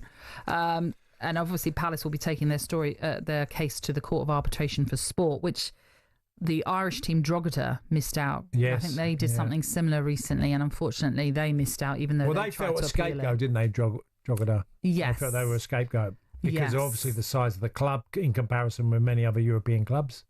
Yeah, exactly. They felt they was treated harshly. Yeah. Which why some people are saying if Drogheda have lost their case, people aren't thinking Palace are going to win theirs. But as I say, Palace feel as though they have some circumstances that go in their favour. One to watch, anyway. Okay. I want to talk about this one, Nat, which is in the Sun. It's Jack Rosser, and the headline is Sterling exchange rate is falling. It's about Raheem Sterling and where he is at the moment. 2 years of his contract left at Chelsea, 325,000 a week. Obviously not going to play any part in the squad by the looks of it. I'm sure it'll be in the initial, the big squad, but when it gets cut back, Raheem Sterling, and what does he do? And I find it really interesting with Raheem because he's only 30 years old. So you'd still think he didn't go well at Arsenal last season. He didn't play enough football. He didn't play well enough when he was called upon. He looked to the shadow of the player that we know he can be. He didn't look like a winger that was going to take fullbacks on or push it by them like he'd done so often in his career. And he's gone backwards. I've always said, if players don't play, they lose their edge. You just do, because you're not playing enough football. So sitting on benches and just watching and not getting the minutes that you need under your belt, you go backwards. And Raheem has suffered with that. It's who takes his chance. I don't think he's got a chance now of a top 6 team, even considering him. Really? He's on wages that that no one's going to pay. Not even close to that. Maybe not even half. So he's in a very, very difficult scenario. What does he do? And it's what interests me as well, because you also bring Ben Chilwell into this, because Ben Chilwell is still, I think, 27, 28. England international, former England international that, World Cup next summer, and looks a long way from that. Gosh, 28. 28 years old. And you look at the two of them, you've gone for they've both gone for that move where obviously financially it makes huge sense. Yeah. And you get rewarded with this big deal, but they're playing very little football. I know Ben Chilwell was on loan at Palace last year, but again was second fiddle because Tyler Mitchell played, left back or left wing back. So he played very little football. And it just shows you sometimes in football that, you might be getting all the trimmings of a huge deal. And if you times 325,000 over 2 years, Chelsea are in the hole for another 30-odd million pound. Wow. And if they're not going to play him, that's a lot. It's going to be a Winston Bogart scenario, isn't it? Where, that player that's sitting there, not going to budge, getting a huge contract. I don't know. We're going to find out whether Raheem can force his way out and will definitely have to accept a way more lower contract. I'm not sure his agents or his team around him are going to want him to do that. Mm-hmm. But if he wants to play football and get back playing quickly, and Raheem would have earned a lot of money in his career. So, but when you're talking about a change of your wage, and you might have to do that, I mean, how much are you talking about? If you're going from £325,000 a week, what's the bare minimum that you think? I took a 50% cut when I went Marseille to Nancy. Right. Took 50% cut. Just said, which is hefty, 50%. Yeah, that's what I took. I mean, I'm not trying to. I'm holier than holy here. I'm just. I'm trying to say to you, the Pope. So, I'm trying to say that when you've earned as much as Raheem, and look, you just got to look at. Do you want to play football? Do you love football enough to go? I'll sacrifice half my wage to go and play somewhere. And I think he should do that. I think you should. You can't just say, what's going to happen in 2 years' time? And this is just, I'm sorry, I'm going to have to bring myself in again here. I left and played another 4 years football when I left Marseille. So nearly 5 years. Okay, I got 5 years more football. Raheem in two, if he doesn't play or have any, he's not going to really have anything that's going to excite him. Can he go somewhere where he can get his career back on track and maybe play to his mid-30s? Maybe. But I'm just a bit. If you're going to sit on it, there are a lot of players at a crossroad, aren't they? Yeah. Jack Grealish, likewise, in the papers this morning, suggested he's coming early for training, but not necessarily to be a part of City, but just to get himself back in shape to then see where he. Life changes in football. I now. know, but 100 million a few years back. Look, 3 years ago. At the end of the day, he still has had a great career at Manchester City. Yes. It's just it's not ending in the way he would want it to, I'm sure. But and look, I'm talking about quality players that yes, they get rewarded financially, but if you want to keep playing and trying try and get a bit of redemption and try and prove people wrong that it was wrong for them to leave you out. Well, as I say, for some players, it'll be an interesting summer. We wait to see what will happen with them. Right, on the way next, we are going to cast our eye on the PDC World Matchplay Darts that gets underway at Blackpool's Winter Gardens today.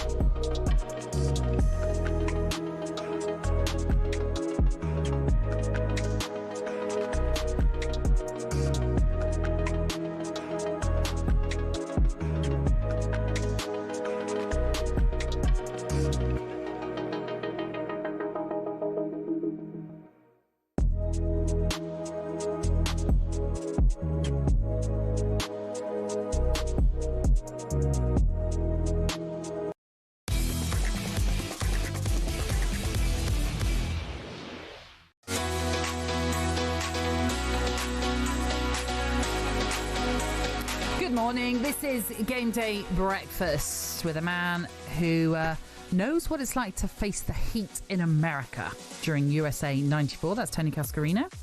Of course, the World Cup heading that way in 2026. Well, face the heat at home as well. Well, don't we know it? Face it in here sometimes too. Cass is alongside me, Natalie Sawyer. And you did. How about this? Coldplay are back at Wembley this summer, and we've got a huge VIP prize up for grabs for one lucky listener. We are giving you the chance to win 6 tickets in a private box for you and your mates on August the 22nd with full hospitality. Plus, oh my goodness, it gets better. We're chucking in 10 grand spending money completely tax-free. So here's how you enter. It is for 18 and over, UK excluding Northern Ireland, I'm afraid. For a chance to win, text the word WIN, so that's WIN, to 83338 by the 4th of August at 11 p.m. and that's it. You'll be entered.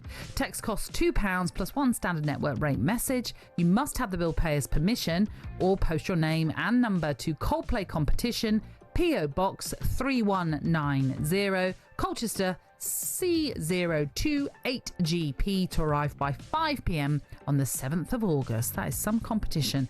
This is a TalkSPORT limited promotion run on TalkSPORT Talk and Virgin Radio UK stations. Full T's and C's can be found at talksport.com. Right. Before we move on to the darts, I just want to clarify, Phil the Forest fan, thank you very much for your message. And you are, of course, absolutely right. We're talking about an email that Palace say they would not have received with regards to the deadline that they needed to do their blind trust with John Textor, if that would then have resolved the issue that they now find themselves in when they've been demoted from the Europa League to the Conference League. Phil has said, I'm sure Lyon, so this is the club which was part of the John Textor group, if you like, and Bromby, which is the Drogheda link, I think, would have got the email from the European Club Association. And yes, Phil, you're absolutely right. They would have got that email. But of course, they didn't act upon it. And I suppose the issue is, as we heard from John Textor when he joined White and Jordan, is that he was saying, I have no control over what was going on at Palace, and therefore perhaps naively didn't think it would be an issue. Unfortunately, it has now turned out to be. As we've mentioned already, it's going to run and run, and we'll do our best to keep you across it all. Now, the 2025 World Matchplay Darts gets underway tonight, and it lasts until the 27th of July. The tournament features 32 players, takes place at Blackpool's Winter Gardens. The world number one, Luke Humphries, is the defending champion, having beaten Michael van Gerwen in last year's final. So joining us to look ahead to today's action and the tournament as a whole is former darts player Paul Nicholson. How you doing, Paul? Hi, Paul. Good morning, Tony. Good morning, Natalie. Great to have you with us, Paul. First of all, how are you feeling about this one? It's always a great occasion, isn't it? Yeah, there's always a little bit of a gap between the last ranking event and when this one starts, so there's a nice amount of build-up. We're really looking forward to Blackpool this year because it's not just about Luke Littler, the world number two, not just about the defending champion, Luke Humphries. There are many other people who have a legitimate claim to maybe getting another ranking title in their resume. Well, the standard of darts is, it's been incredible. I've watched in the last few years, and I just keep thinking the scoring, when you get your average, and everyone seems to be well over 100, don't they, Paul? The level has just gone up, the skill of the game. Yeah, about 20 years ago, Cass, you'd have Phil Taylor being the only person who was putting in regular three-figure averages. Nowadays, recently we had a young man from Blackburn called Bradley Brooks, and he won a ranking tournament, beating Gerwyn Price in the final. Now, that day, he set himself a new personal best of 117. That didn't used to happen. Now these young stars are coming through with better coaching and with a lot more experience earlier in their careers, and they're able to put in these massive numbers on a regular basis. So having the 32 best players in the world in this tournament right now is very exciting because we want to see what kind of standard they will bring this year. Luke Humphries is in action tonight, ranked number one, as you can imagine, coming into this one, but he's got a tough first round opponent, hasn't he? Yeah, he has. Young Dutch star Gian van Veen, someone who has got his first ranking title this year, but someone who's been knocking on the door of many different things over the last couple of years. He's very, very talented, very level-headed, and has a bit of a score to settle with the Blackpool stage. Last year, he lost 13-12 in a last leg shootout against Rob Cross in the first round. And he's noted as one of the best bullseye hitters in the world. Luke Humphries will know everything about him, and it will be a bit of a spectacle. We're very happy that this game is on the opening night because we're very excited about it. And he has beaten him already, hasn't he, this year? I think Van Veen's beaten most people already. Yeah. He's been the World Youth Champion for the best part of 8-9 months now. He was in the final of the World Youth Championship with Luke Littler the previous year. And even before that, even though he was going through some struggles with dartitis, he has come through them really strong.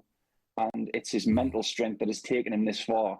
This is a really, really hard game for Luke Humphries, and he's going to have to hit the ground running if he wants to defend the title. You mentioned Luke Littler. I mean, he hit the game of darts like a storm, didn't he? He came in, a young lad that just seemed fearless, took on everybody. Where do you see Luke Littler now? Now everything's settled and he's a little bit older. Where do you see him now, Paul? I think he's trying to figure out where he is right now, because over the last 6 months, he hasn't won as many titles as he did by this portion of last season. But then again, last season was so incredible, it was borderline unsustainable. I think he's trying to pick and choose the amount of tournaments that he plays in. I applaud him for this, because I don't think a lot of the top players are doing this enough. You tend to find that some people will just go to everything that they can. Littler's got a lot of commitments. He's very commercially available, as you know, a lot of dart players are becoming now. But the thing is, he doesn't want to play every single tournament. He wants to make sure that every event he's in, he's got 100% of his energy. And according to his family, coming into this, he is really up for this. So he wants to win something he's not won before. Yeah. I do wonder, you know, like when you look at some of the old boys like the Jockey Wilson, Eric Bristow and all the others, there was loads of greats years gone by, and they look at how the game of darts is today, and they probably would take a lot of pleasure in saying fair play to them, you know, the hard work that some of these guys, you know, had to put in and not get the financial rewards they do now. That's such a great point, Tony, because the way I see it is, people of my generation, I came through with the likes of Colin Osborne and there were people like Wes Newton, and recently we had the retirement of Steve Beaton. Steve almost bridged 2 generations. But we are very proud of where darts is right now, courtesy of what Matchroom Sport have done with it. But we're merely custodians of this sport to try and bring it to a level that can be better for the next generation. Yeah. Now that we see Littler and Humphries being the start of this generation from, say, 2025 to about 2040, it's then their responsibility to take it further for the next generation. So we're proud of where it is. We're going to be the custodians right now, but then hopefully by the time we get to about 2040, it's not just going to be one tournament where someone's getting £1 million for the winner, because that's what the world champion gets now. I do find it funny when you were saying about Luke Littler, you know, he's a little bit older. I mean, he's only 18. It's crazy. It's just crazy because he's, as you say, he knocked down the front door, didn't he? Literally took it out when he enjoyed it. Absolutely. And he has been hopefully a sort of start of getting more younger people wanting to play darts as well. Obviously, he'll be seen as one of the favourites, like Luke Humphries too. Is there a dark horse in this one that you might think we should be looking out for, Paul? Well, I was going through the draw yesterday with our colleagues, Ian Danter and Chris Mason. We all believe that Gerwyn Price, who's been in phenomenal form over the course of the year, we think he's going to go really deep. But maybe a dark horse to make the semi-finals would be Damon Heta of Australia. In his section of the draw, there's a lot of scope if results go the right way for him, but his draw's not as bad as, say, for some other people. So Damon is due to have a really big tournament, and he's world number 7 without having any massive runs on the massive stages. So it'll be interesting to see what Damon does. If he goes into what he can do, who knows? Australia could have another major champion in Damon Heta. Brilliant. Well, listen, Paul, enjoy it, and thank you for being with us. Paul. My pleasure. Great to have you with us. That's Paul Nicholson, who will be part of our commentary team then for the World Matchplay Darts. The evening session, the first of this tournament, begins at 7, and you'll be hearing from the likes of Ian Danter, Mark Wilson, as I said, Paul Nicholson, and Chris Mason as well. We've had a message in from Amanda, who refers to herself as Posh Amanda in Chichester. Amanda. I like that. Why not go with it? Not Mandy, then. Oh, well, Amanda. So if you're posh, you're an Amanda. Well, possibly so. Yeah. Yes, I mean, my sister's a Mandy. Yeah, she's not posh. Is that what you're saying? She'd hate me for saying that. Amanda might want to clarify. Maybe her close friends can call her Mandy. But anyway, she says, Tony, it's not unfair that Palace broke the rules. I would be blaming the board for negligence. The rules on multiple ownership are pretty clear. They're very harsh. Yes. The time scale of everything was, I think, totally wrong. I think in the main, most people think it's harsh because of the deadline changing. And at that point, Palace had no idea that they were going to win the FA Cup and therefore be in Europe. So I think we can all say it's a little harsh, especially as the rules changed when previously the deadline was kind of post the season. Whereas for some weird reason, they decided to change it. So I think we can all agree that it might be harsh, but you're absolutely right on the sense of, you know, you can say the rules are the rules and they didn't follow them. But yeah, it does seem a little harsh. We've gone away in the modern world, haven't we? A little bit of leeway here and there. And I feel that this is a case for Palace. Yeah. Okay. On the way next, we're going to talk Manchester United. They've got their first pre-season game this afternoon.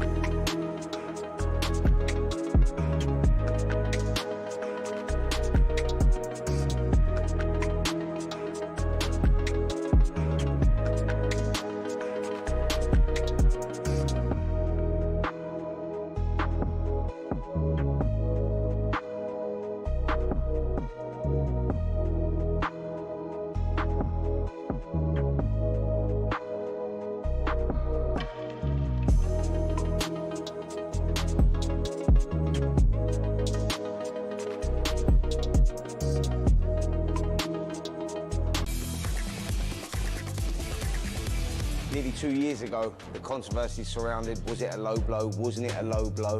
I'm sure we'll see it again, but the crowd are booing as soon as it landed. You can see the pain on Usyk.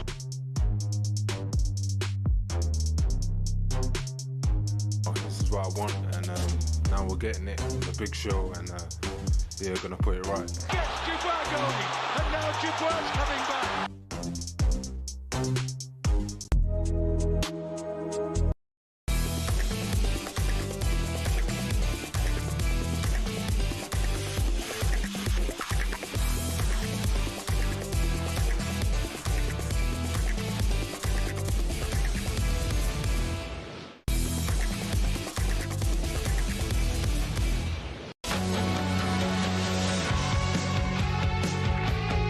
Very good morning to you. This is Game Day Breakfast. It's a pleasure to have your company with us this Saturday morning. We're live on your radio, YouTube and smart TV. It is the former Marseille and Nancy striker Tony Cascarino who is with me, Natalie Sawyer. And here are some of your headlines today. Scottish effort battled torrential downpours to shoot a 64 and open a one-shot lead over Matt Fitzpatrick at the halfway stage of the Open. We'll have more on that to come. Newly promoted Leeds have signed midfielder Sean Longstaff from Newcastle for $12 million plus additional add-ons. And how about this? The rapper Snoop Dogg, have you heard this? Yes. Has become a co-owner and investor into Swansea after taking a minority stake in the Championship club. He announced himself by debuting, the club's latest kit for the new season. Hail to Wales and the Swansea City. It's your boy Big Snoop Dogg, coming to a hood near you. Oh yeah, these are the new jerseys. It's just madness. What is going on with football? I know. Football has gone. When I first started in '81 playing, and then thinking what has happened to the game in so many different directions, and the ownership model, wow. It's just like, it used to be families and people were, just on boards. It was an honorary post. Local business Yeah, people. exactly. Yeah. And not much investment. Now it's like everybody's finding the kitchen sink into football. I just can't imagine the conversations at Swansea. So, Luka Modric. Yeah, that's fine. Snoop Dogg. 39. How much? Yeah, that's fine. Yeah, I'll do that one. Yeah. It's hilarious. It's balmy, but Swansea must be loving it. Fans of Swansea. And why not? It certainly makes it all the more exciting anyway. The problem is, though, when you get these sort of big names investors, or it's simply just big names, the expectations rise. Once they start losing money, there won't be so many big investors. But it's, look, the game is a massive pie of cash, and people want to get involved, and it does make the game stronger, that's for sure. But it's really some of the people who want to get involved. I mean, look, let's be honest. Elton John had an involvement many years ago, and he's that's right, Watford, so there are others who have started there. Very true. Right, as reported yesterday, Manchester United have had a £65 million bid for Brentford's Brian Mbeumo accepted. The Cameroon international is set for his medical today as he looks to be a United player by Tuesday when they fly off for their US pre-season tour. Joining us for United chat right now, it's talkSPORT's Angelina Kelly. How are you, Angelina? Angelina? I am all good. Now that this deal, the light is at the end of the tunnel, I feel so much better in life. I cannot tell you how long this has been going on for. Every day, checking the news, every day, mithering Alex Crook about it. We're finally getting to the end, it seems. Obviously, that's just on the Brian Mbeumo thing. You're not thinking about in general yes. for United. Just checking. Yes, 100%. Okay, because it hasn't been the best of times of late for you and your club. So in that sense, it sounds as though you're pretty happy that this one is going to be a done deal now. Yeah, I'm sorry, Nat. No, but yeah. Fine. Like I say, light is coming, towards the end of the tunnel. When it comes to everything else with Manchester United, there's still a lot to question. But I think, this Brian Mbeumo deal, I know that Manchester United have been trying to take a different approach, not just going bid after bid after bid after bid. There were reports that Jason Wilcox had this bid of not being accepted. They would have felt comfortable walking away, which I think as a Manchester United fan, although it's been a drawn-out process, I do feel like there's been a different approach to transfers, which I think is a big thing. It felt like in the past, United were linked to every single name. It's like they were almost just slapped onto a transfer rumour just to make it a bit more interesting, whereas we're not seeing that as more. We're not seeing them going for like every single player. It seems to be a little bit more measured. But, you ask Man United fans and they'll still want more transfers to be done. But, the outgoings, it doesn't seem to be happening. So I think it's going to be a struggle to see anybody else get signed. Angelina, last season, you finished on 42 points, 27 behind Chelsea in fourth place. Now, you've obviously got to bridge a huge gap there. Where do you think, in your mind, if Manchester United get this transfer window where they feel they're in a much better place, where do you think they can... Because that gap, they're not going to get past that gap of 27 points. You know what? We were talking about this on the Inside Devils show earlier this week, and when you look at how teams have improved. I mean, you look at the way that Liverpool have improved. You look at Chelsea, the signings that they've been making, just to mention those two. And then you've got Manchester City in the mix. You've got Arsenal, of course. They've made some great signings. And you look at the kind of top 6, top 8, and the signings that are being made, and you compare it to Manchester United, and you think, well, can they actually get past those teams? And I think it's going to be a struggle. Obviously, not having European football, I do think that will come into it, because you would like to think that, you know, United fans have been very spoiled. You know, they've won 2 trophies recently domestically. As much as you like a good cup run, I don't think it's the priority. The Premier League has to be. So you would like to think that Amrim talks about we need more time on the training pitch. They're going to get that. So you would like to see improvements. But for me, I think top half of the table is actually, you know, a massive improvement, and I think that fans will be happy with that. I think if you can get into those European football brackets, and I'm not even talking about Champions League, of course, but I think if you're looking at Europa League, Europa Conference League, I think that fans would be really happy with that, looking at it going into this season. Obviously, we've seen it happen before where, you know, signings maybe haven't quite worked out and teams have surprised you in a positive or negative way, so you never know. But I think top half of the table, if you ask a realistic Man United fan, they'd be happy with that. Obviously, you mentioned that there have been signings that haven't quite worked out. And look, that's the risk of any transfer. We know that. But is there anyone, and I'm not necessarily talking about the outcasts, because it feels as though they are destined to not as if, well, I say destined, if they can't move them on, they're going to have to integrate them in some way. But is there anyone in that team that you think actually deserves maybe a bit more support, that actually they could come good? I'm thinking like of a Rasmus Højlund, or is it just he's just not good enough, for example? I go back and forth with the Rasmus Højlund situation, because you do look at it. Who did he have to help shoulder the burden? Somebody like Anthony Martial, who for me was never really effective. And then obviously he departed. So I think it's been a lot on his shoulders, and to expect that of a young player. Listen, people talk about people like, you know, Lamine Yamal, who's a young player who just takes it in his stride. Not every footballer's like that, and that's okay. Maybe it's just a situation of it's been a lot of pressure on him and it's simply been too much. Listen, if you gave me, you know, if we'd have been able to have got Victor Gyökeres, if we could have got Osimhen, of course I wouldn't have turned my nose up at that. But I think with Højlund having this support of people like Cunha and Mbeumo, we scored 44 goals last season in the league. Cunha and Mbeumo scored like 35 between them.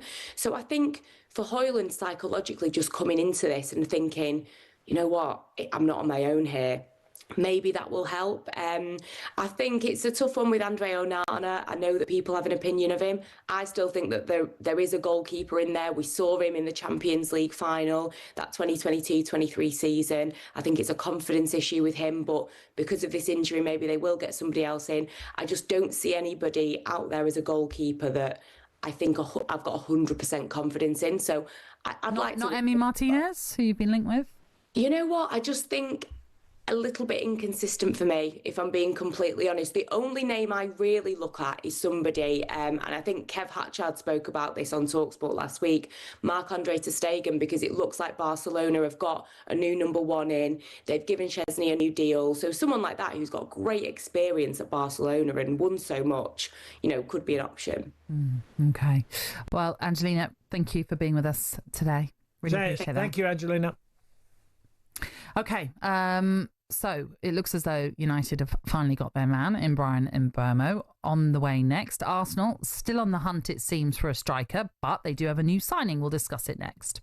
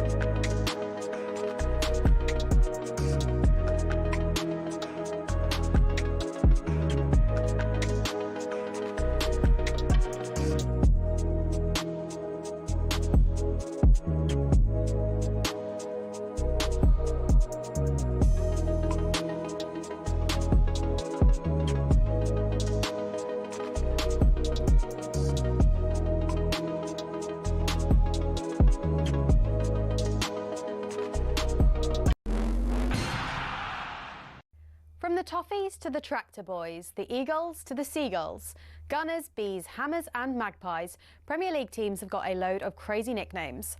Ever wondered where they came from?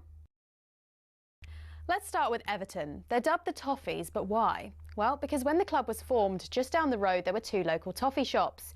Ye Ancient Everton Toffee House and Mother Noblet's Toffee Shop were big fan favourites. Next, they say if you can't beat 'em, join 'em, and that's exactly what Ipswich Town did when it came to their nickname. The term Tractor Boys used to be chanted by their opponents as a way of putting the team down for their farming background. But during one game back in the late 90s, Ipswich were 1-0 up and they decided to flip the script. 1-0 to the Tractor Boys, they sang, and a new nickname was born. Let's head to Leicester, famous for more than just a red, well, orangey cheese and Jamie Vardy. Leicestershire's also the birthplace of fox hunting, hence the Foxes.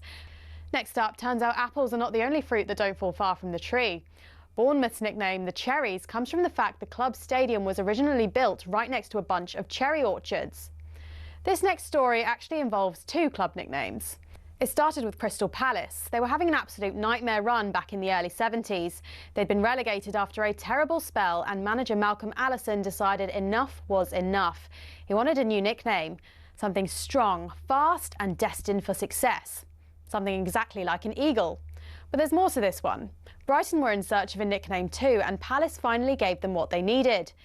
In a heated match between the two back in 1976, Palace fans began chanting, "Eagles, Eagles." And some clever Brighton fans came up with the perfect reply, "Seagulls, Seagulls." Not all club nicknames have a crazy story though. Take the Gunners. That just comes from the fact a group of munitions workers in the Royal Arsenal factory in Woolwich set up the club in 1886. On the flip side, some nicknames seem simple, but there's a bit more to them. Like West Ham. The Hammers is actually nothing to do with the ham part of the name. It comes from the fact the club used to be called Thames Ironworks FC and was made up of workmen and shipbuilders. So next time the away end's chanting their crazy nickname, you'll now know exactly where it came from.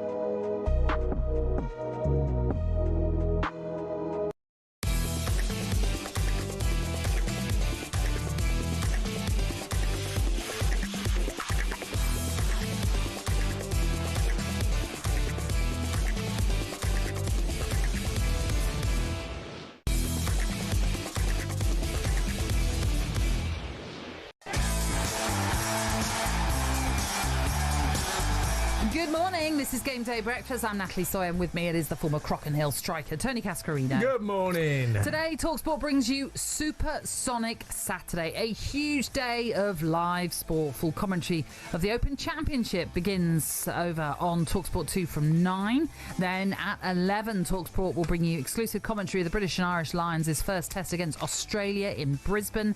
Then later on, from 6 p.m, talkSPORT takes you to Wembley for Usyk against Dubois 2 for the undisputed World Heavyweight Championship. And if that wasn't enough, the PDC World Matchplay Darts gets underway from 7, and that'll be on the talkSPORT Darts YouTube channel live from Blackpool's Winter Gardens. And there's also a small matter of the Women's Euros continuing with the final quarter-final. That'll be on talkSPORT 2 as Germany face France at 8 p.m, with the winners taking on world champions Spain. The best way to stay across all of the action on Supersonic Saturday is to download the talkSPORT app, where you can swipe between our stations so you don't miss a thing.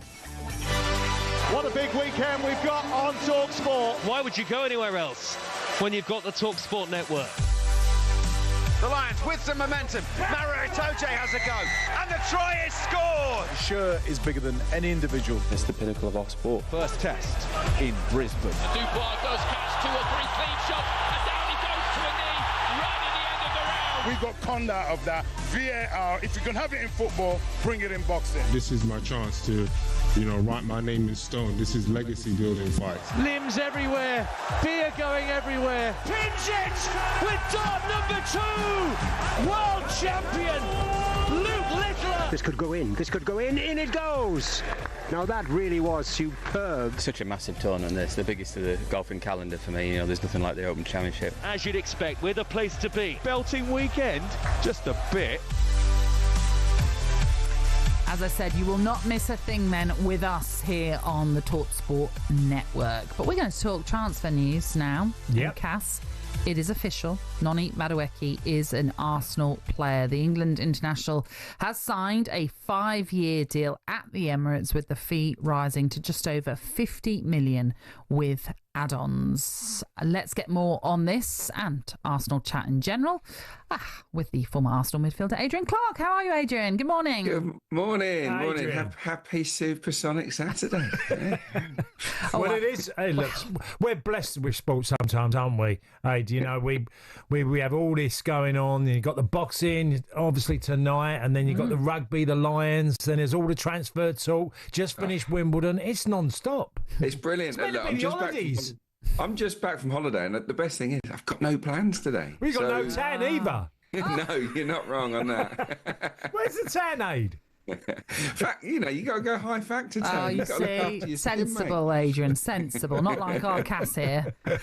Right, let's talk about Noni Madueke, shall we? Because obviously it was interesting to see some of the reaction from, let's say, a small section of the Arsenal fans not happy with this one. But tell us why you think Arsenal have signed him. Yeah. First of all, look, there's a toxic element among Arsenal fans online, and I don't like that side of it. And I think that it tarnishes the rest of the fan base a little bit. And the vast majority of Arsenal fans have welcomed Noni Madueke to the club and are excited to see him play. So let's not get too hung up on that. I like him as a player. I think he's exciting. He travels with the ball beautifully, and the main reason, let's be honest, why he's been brought in is to give Bukayo Saka a bit of competition and to give him a breather every now and again without weakening the side greatly. And that has been an issue the last 2, 3, 4 years, really. I think there have been situations where Mikel Arteta has been afraid to take off Bukayo Saka because he knows that it's going to harm the team for the latter stages of matches. And I think with Madueke, you've got a player there that will be a level above what somebody like Raheem Sterling, for example, offered last season. So, look, I can't sit here and say I've been a huge fan of Madueke. I've been quite critical of him in the past. Sometimes I think his work rate off the ball can be better. His end product can definitely improve, but he is still young. And I was going to say, he's only 23. Yeah. I mean, there's room for improvement. Absolutely. Do you remember what you were like? I remember what I was like at 23. I was all over the place at times, Aid. You're learning. And I've seen a lot of Noni, and I think he's a talent, and he's very direct. He'll take fullbacks on, and he's not afraid if he loses it, he'll go again at you, and you can switch him both sides. There's a lot to be said for that. I used to be a winger, and if you've got someone that is brave enough to go and take players on, that does stretch the game. It does put fear into opposition defenders. Was you brave enough? Not particularly. I would like to think I was more of a drop a shoulder and whip the ball across the face of goal kind of guy. So in that respect, I always like my wingers to have really good, strong end product. Sometimes with players like Madueke, you can say that there's a lot of show there and maybe not enough goals and assists and not enough chances created. But the numbers are pretty good around him, and I looked at it in terms of last year. I think only 3 or 4 players had more shots from ball carries, and those 3 or 4 players played over 1,000 more minutes than he did. He runs with the ball and he gets his shots away. In terms of per 90 minutes, only Mo Salah has more touches inside the opposition box last year than Madueke. Now, what that tells you is that he runs at players, he gets them on the back foot, and he gets them backpedaling. And I think that he sounds the perfect guy to give Saka a little bit of competition. And it's like of course, Saka is your first choice at Arsenal, but every player, I think, feeds off of having someone decent behind them that can push them. And I think he's maybe suffered a little bit with that, Bukayo, the last few years. And I think Madueke will provide that, especially, he's a full England international and he's cover for club and country now. So he's got to make sure, Saka, that he's delivering more than Noni. But like you also say, it's a chance to sometimes give Saka a breather, because I think many of us are conscious of burnout potentially for him because he has played so much. But there's also that versatility of Madueke where he can play on the left too. So isn't that also a bonus that you're getting a player that can play both sides? Definitely, yeah. And look, Trossard, who plays off the left, isn't that type of player. Martinelli is, so he would offer sort of similar skill set to Martinelli. So yeah, no, he could definitely do a job. There is a scenario where you see Saka and Madueke late on in games looking to tear at opposition fullbacks, and that could be really... would love that, wouldn't he? Oh, he would actually. He would love that. He would look. He is an exciting player to watch. I think Arsenal supporters will enjoy watching him when he's got the ball at his feet. He scored 7 Premier League goals as well last season, so he can finish. I do think that's one aspect of his game that does need to improve, that final decision.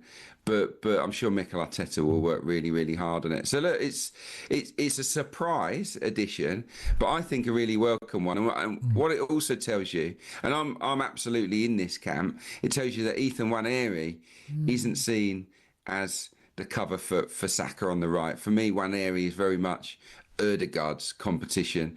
He's a number 10. He wants to play centrally. And last year, he did a great job filling in for Bukayo when he was injured. But this time around, I think we'll see more of him centrally.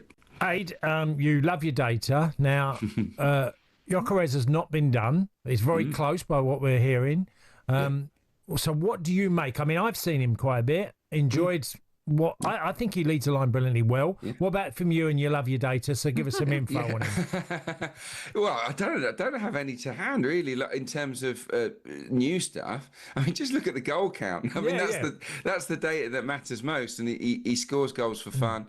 I am a fan of his. I thought Arsenal played Sporting Lisbon last year and battered them, but Gyökeres, every time he got the ball, he frightened Saliba and Gabriel. He ran them down the channels. He was really positive, drove past them. I saw loads of him when he was at Coventry. He's hard-working, powerful player, and he can finish. I think he will make a big, big difference for Arsenal. I agree. And what I absolutely love about signing this player is his hunger.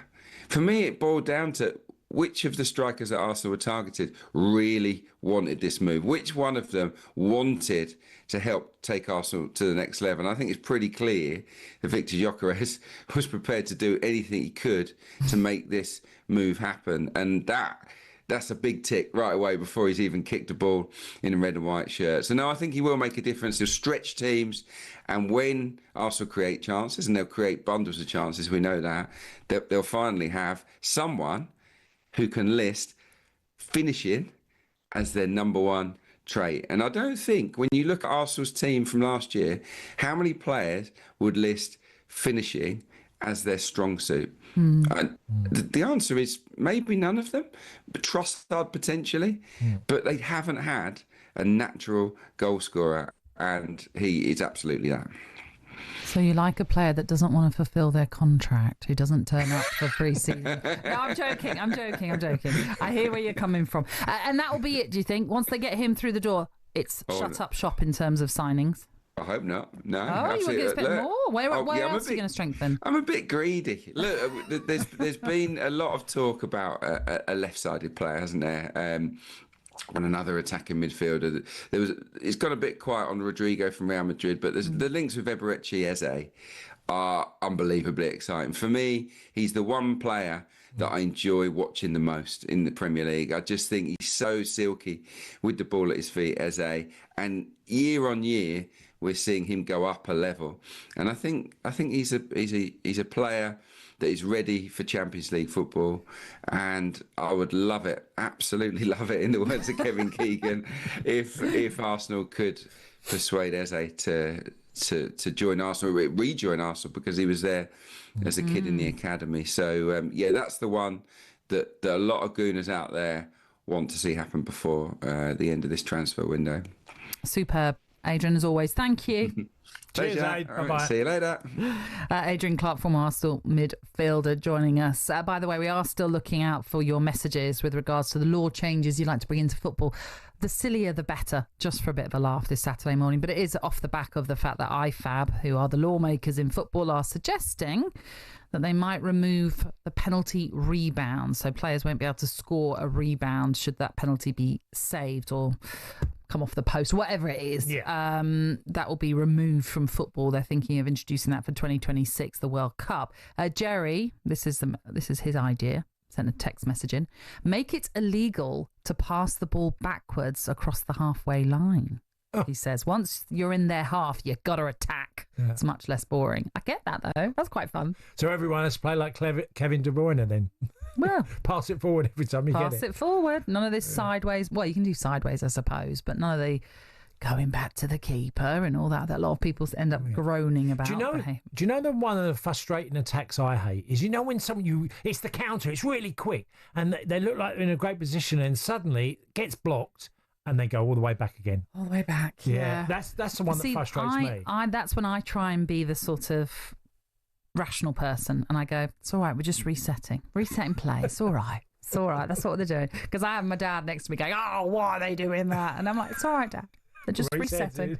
But the annoying thing is, it means that the opposition reset as well because they've got the time to do it. But anyway, 81089 is the text message number. You can also WhatsApp us on 03717 223344. What are the silly rule changes you'd like to see brought into football? On the way, we will still have... Oh, there's plenty still to come. We're going to talk Lions. We're going to talk boxing and plenty more as well. But on the way next, we bring you the latest odds from Coral.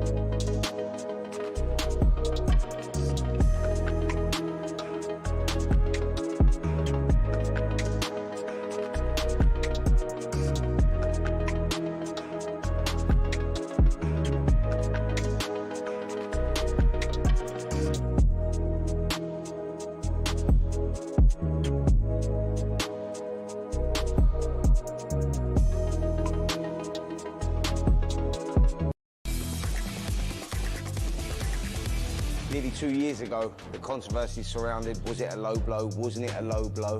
I'm sure we'll see it again, but the crowd are booing as soon as it landed. You could see the pain on Usyk.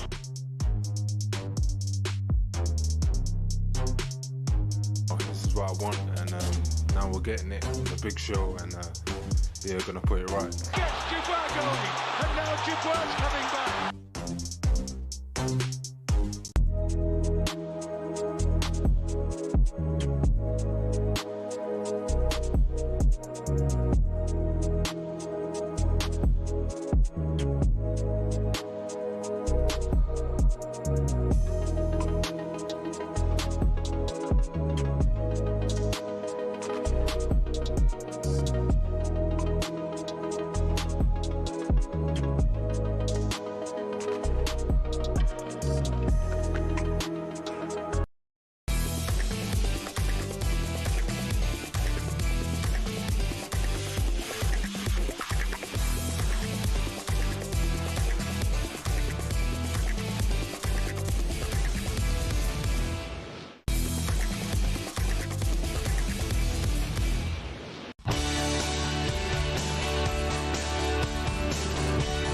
You're tuning into Game Day Breakfast here on talkSPORT. We're live on your radio, YouTube and smart TV. It is Tony Cascarino, the former Gillingham and Millwall striker, who is with me, Natalie Sawyer, and it's time for us to bring you the latest odds from Coral.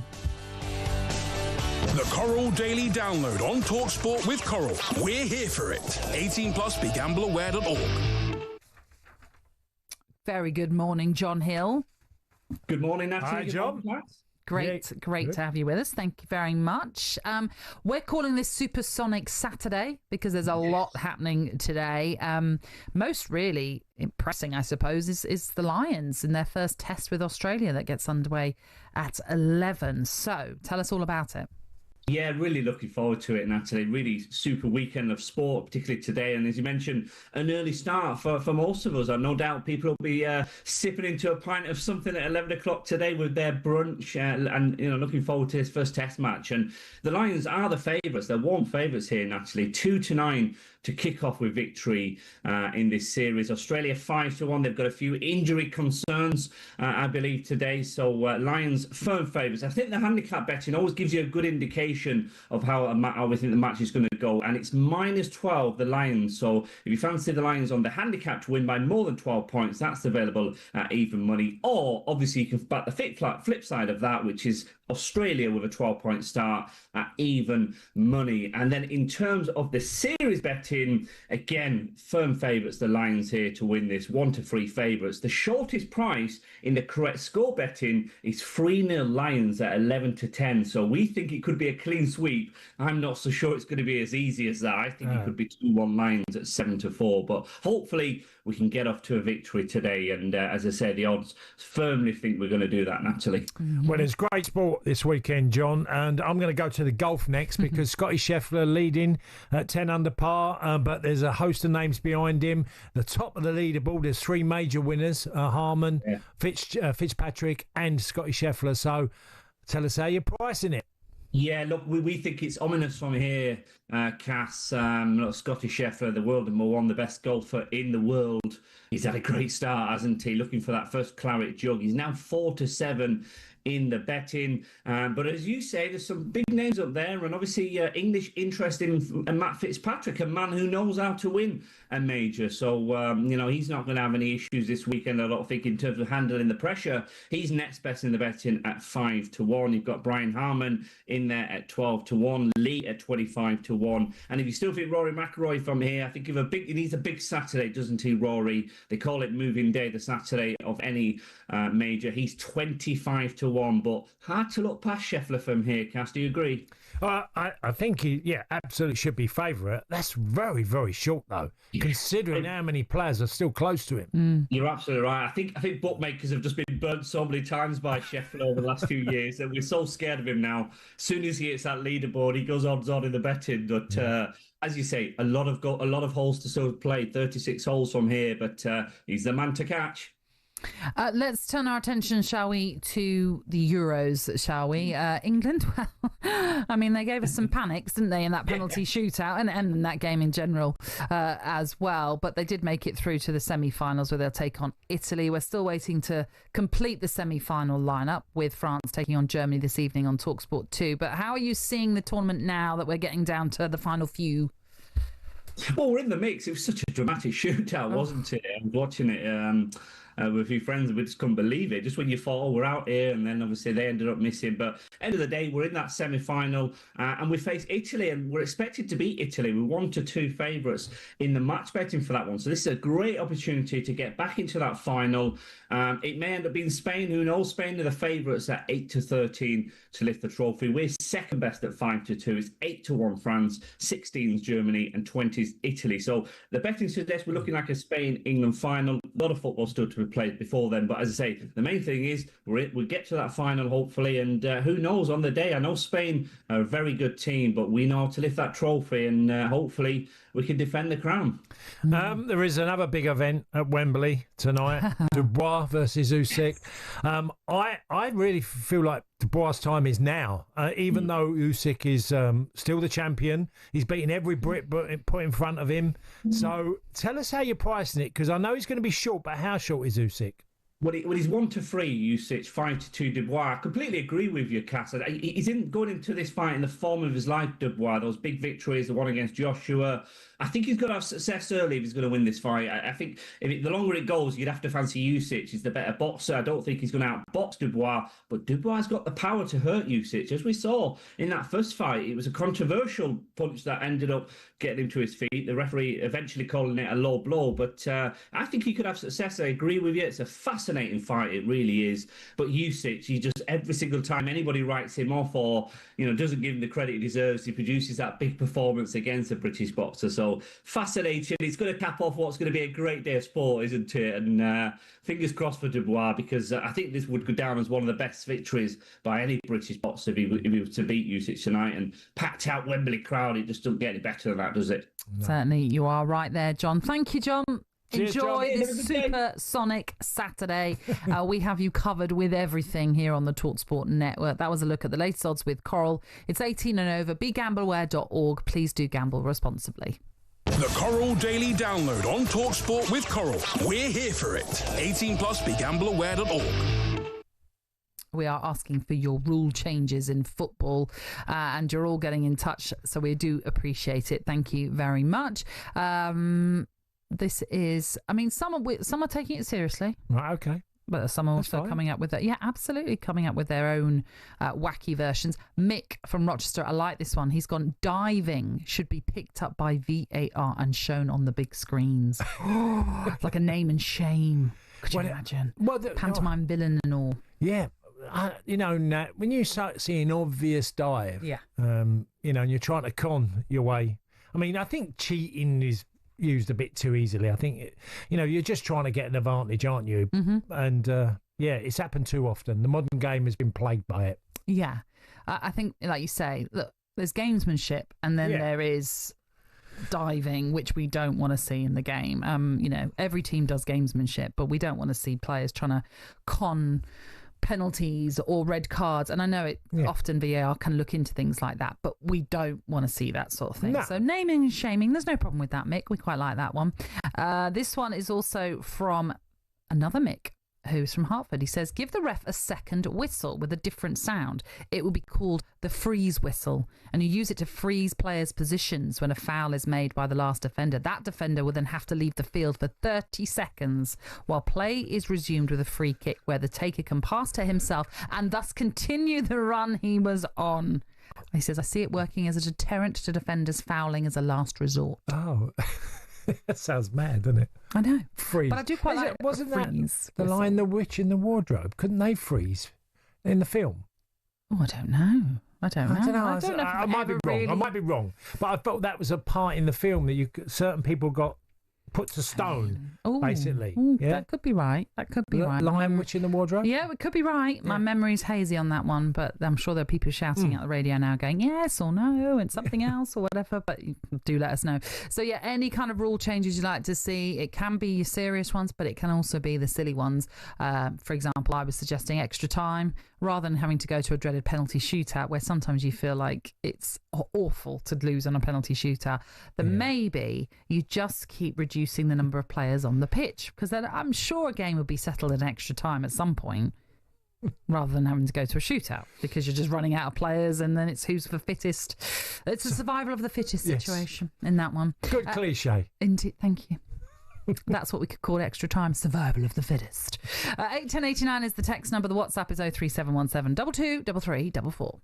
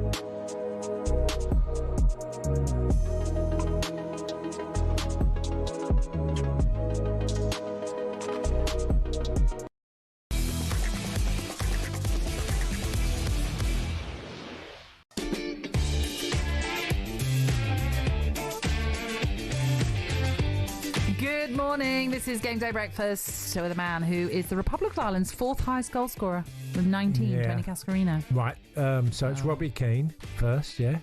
Noel Quinn, Frank Stapleton, me. Yeah? I think that's the order. Sounds about right. Yeah, I think. Robbie's definitely top on his own by a country mile. Robbie Keane, 68. Quinn, 22. Quinn? Hang on. Quinn should be second. 22. Yeah. Aldridge, 20. No. What? That's I wouldn't have had John there. Oh, but where's Frank? Frank Stapleton. He's level with you. Oh, is it? 19. Oh, I'll say that. Frank was a great player, so. Not that the others weren't. They were. Oh, it's weird though, because actually, then you go on to. Oh. I don't think Aldo got that as many. Well, it says he got 19 here, and then Frank got 20.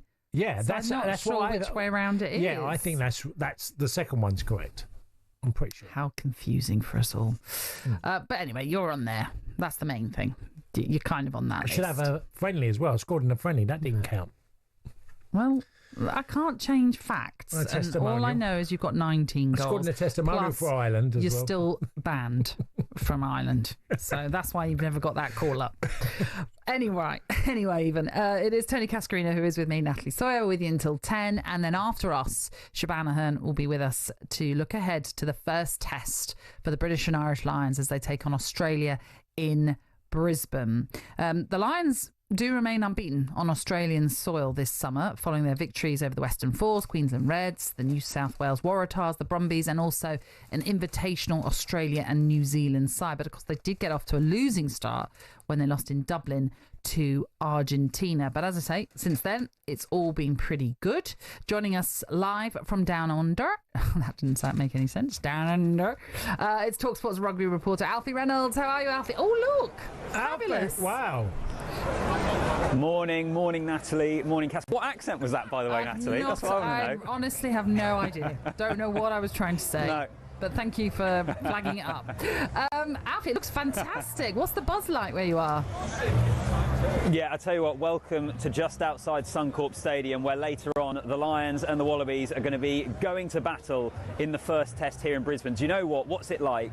This whole tour has gone up a different level in the last couple of days. The Red Sea has descended upon Brisbane. I went for a walk around the city earlier just to get a flavour for the atmosphere, and it was absolutely jumping. I cannot wait for this tonight. It's been a bit of a slow burn in the tour games. It's going to be awesome in here tonight on talkSPORT. Alfie, generally in the media here, the Lions are firm favourites. How's it being seen in Australia? Because yes, they've got injuries, but do you think they can? I mean, it's they're going to have difficulties, Lions, because Australia are never going to roll over. No, they won't. They won't. But the atmosphere here in Australia, I think, is a little bit nervous. I think they think that the Wallabies can make this more competitive than many people will expect. But the reality is, I don't think the Lions have ever come into the first test of a series such heavy favourites, which is a reflection of where Australia rugby is. It's a reflection of where this Wallabies team is, and it's a reflection of the players that they're missing and the injuries that they currently have. I do think it will be more competitive than people expect, and I'm going to sound like a total traitor here. The best thing for this series is for Australia to win the first test. I know we have our British and Irish perspective. I'm telling you, the best thing for this series is Australia win the first test, because it sets us up for a series. And if the Lions win easily here, then I think it's a hard sell for the rest of this tour. So what's the best thing for the second one and the third one then, Alfie? Well, obviously Lions. Well, then of course 2 Lions wins. Yeah, exactly. Listen, all I'm saying is I'm getting ahead of myself. I'm getting ahead of myself here. But after this, we go to Melbourne. There's going to be close to 100,000 people at the MCG. Can you imagine what the build-up would be like if we've had the Wallabies winning the first test against the odds here in Brisbane, what that whole occasion is going to be like? And the other reason that I say that is I think this Lions team is strong enough against this Wallabies team to come from behind. I'm not convinced that the Wallabies team is strong enough to come from one game down in the series. So that's why I think in terms of the series overall, that's why I think an Australia win is the best result. It sounds though then you're suggesting if the Lions do win this one, it'll be a whitewash.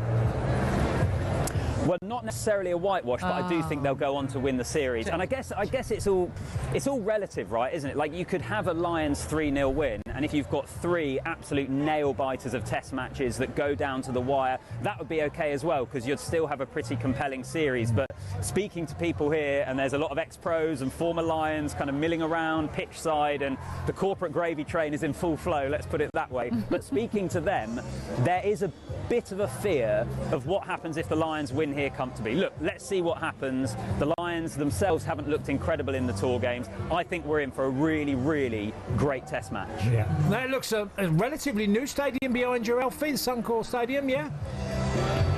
Yeah, it's arguably the best rugby venue in Australia. I think it's a wicked stadium. The Lions were here a couple of weeks ago when they played the Queensland Reds, and there's a street kind of up to my right-hand side called Caxton Street that is absolutely jumping. I got the taxi down it on the way to the stadium hours before. This was a couple of hours ago, and all the bars were still absolutely packed. Like, the atmosphere here in Brisbane is awesome, and I think that is going to be replicated inside there tonight. I mentioned obviously the wins that they've had in Australia against the Western Force, the Reds, the Waratahs, the Brumbies, and most recently that Australia-New Zealand Invitational 15. And that perhaps was their most complete performance for the Lions, especially when you consider they nilled their opponents. But I mean, in terms of momentum, how important is that, do you think, coming into this one? And that selection that Andy Farrell has gone for, are you pleased with that? And is that going to, as I say, get that win perhaps under their belt, which you're not looking forward to? That's not what you want. But, you know, in terms of a Lions fan, that's what we want. Yeah, that's what most people listening to this will want, and will probably listening to this interview thinking, what on earth is the reporter on about? But I'm just calling it how I see it. In terms of the tour games, it's hard to judge, I think, exactly where the Lions are. That Invitational Australia and New Zealand team, we expected to be more competitive than they were based upon the names on the team sheet, but they were kind of a barbarians team. They've been together for a few days in training. It was never going to be as competitive as I certainly hoped it would be.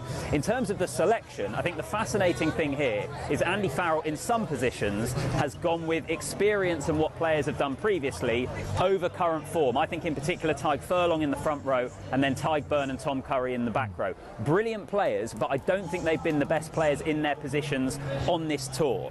So I think he's counting on the fact that they've been on Lions tours before, they've played at the highest level for a long time, and you can get the best out of them in this sort of occasion. But there is an element of risk there. There is an element of risk. And do you know what? Joe Schmidt, the Wallabies head coach, is renowned for having something up his sleeve, for having something that can catch people off guard. You feel like they need something like that today to really catch the Lions cold. Alfie, always when you get these type of matches, you look for duels. Put one player up against another in their positions. Tell me the ones that excite you today. Yeah, the most obvious one is in the centres, actually. The Lions at 12 have Sione Tuipilotu. At 13 for the Wallabies, Joseph Akwuoso-Sualihi, who has converted from rugby league. He's only 21. He was a star in rugby league, and already around this series, he is one of the main players that you see on posters and billboards. And those two players actually went head-to-head at Murrayfield in November last year. They had a bit of a back and forth. Sualihi was caught on the ref mic saying, "I'll see you next year for the Lions tour," where they are going to see each other next year, and they're going to see each other in a few hours here. That could be fireworks in the midfield. Keep an eye on it. Well, we certainly will. Listen, Alfie, enjoy it. It does sound like that atmosphere is just getting better and better, and hopefully we're going to be in for a treat. So thank you. Cheers, Alfie. Pleasure, guys. Thank you. Can't wait for it. Alfie Reynolds then in Brisbane ahead of this first test. I know. What a job. I know. Fantastic. Look, you're going on a Lions all the tour. way down. I've never been to Down Under. I've been to Australia. Yeah, I've never been. Yeah. Furthest I was I've in gone is Melbourne. Brunei, that sort of end. Oh yeah, yeah. But, right. no, I've never been. Yeah, well, it's such a huge country. Yeah. You don't. I mean, you obviously flying from Britain, it's a long way. Mm-hmm. But even the size of Australia, when you're going from Sydney to Melbourne, and sure, yeah, you know, yeah. There's a lot of sort of. What am I trying to say? Like uninhabited places in Australia. Oh, absolutely. It's that vast. It's it's mightily impressive. We're of course. I mean, Alfie and the team out in Australia certainly, I'm sure, enjoying themselves. Very quickly, I just want to read a couple of messages out because people are getting in touch with the rule changes that you'd love to see brought into football. This one's from Steve, who says extra time being played with no goalkeepers, plenty of goals and excitement. I mean, that would work. Yeah, only use your feet then. So it'd be a goalkeeper, no hands, but you know. Could you? Do you see what I mean? He suggested I suppose an outfield player is allowed to go and the goal, but can't use their hands. Can't be a keeper. Yeah. This is from Paul, who says a bonus point for scoring 4 goals or more. So that would encourage attacking football. Well, other sports do that, don't they? You get bonus points in. So. Rugby, we've just been talking about it, indeed, for how many tries and how many the difference with how your defeats that you might suffer as well in a game. What else? Andy, scrap offside altogether. If a team wants to have loads of goal hangers, they would have less defenders, and it could be very interesting. Yeah, I hear you. Paula has gone for a serious one in the sense of when you're having a penalty being taken, to running up and then stopping in the middle is unfair. Now, technically, Paula, I know where you're coming from.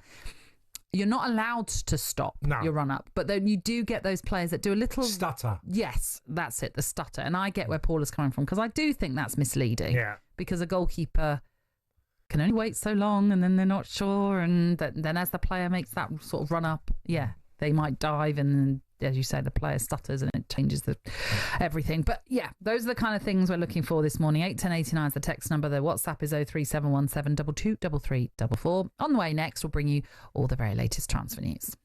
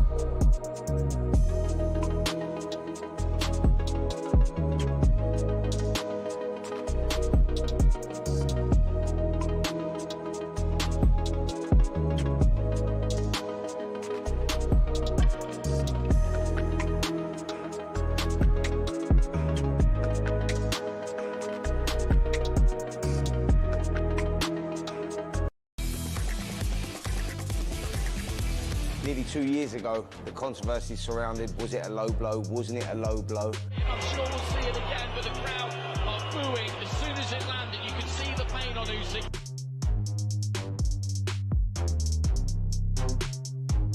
This is what I want, and now we're getting it. The big show, and we're going to put it right. Gets Gyökeres going, and now Gyökeres coming back.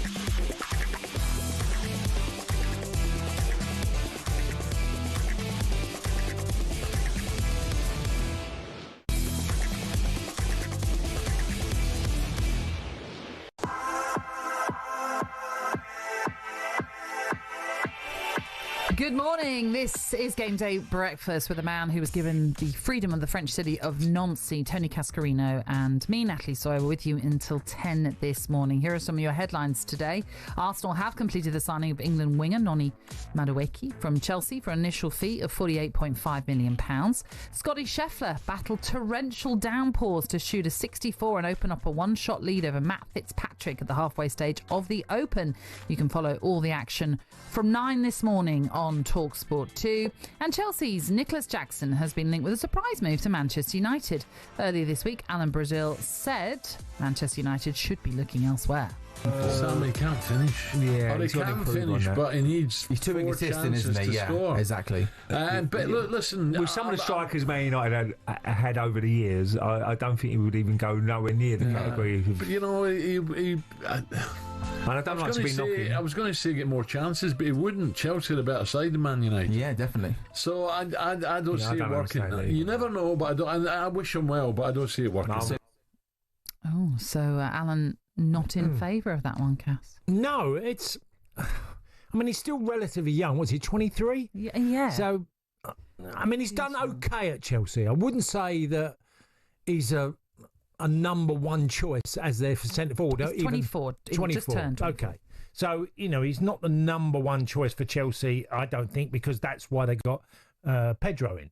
You know, because and they were Delap as well. Yeah, Delap. They've obviously wanted competition, but I just saw Jackson's maybe the second choice to somebody at the club.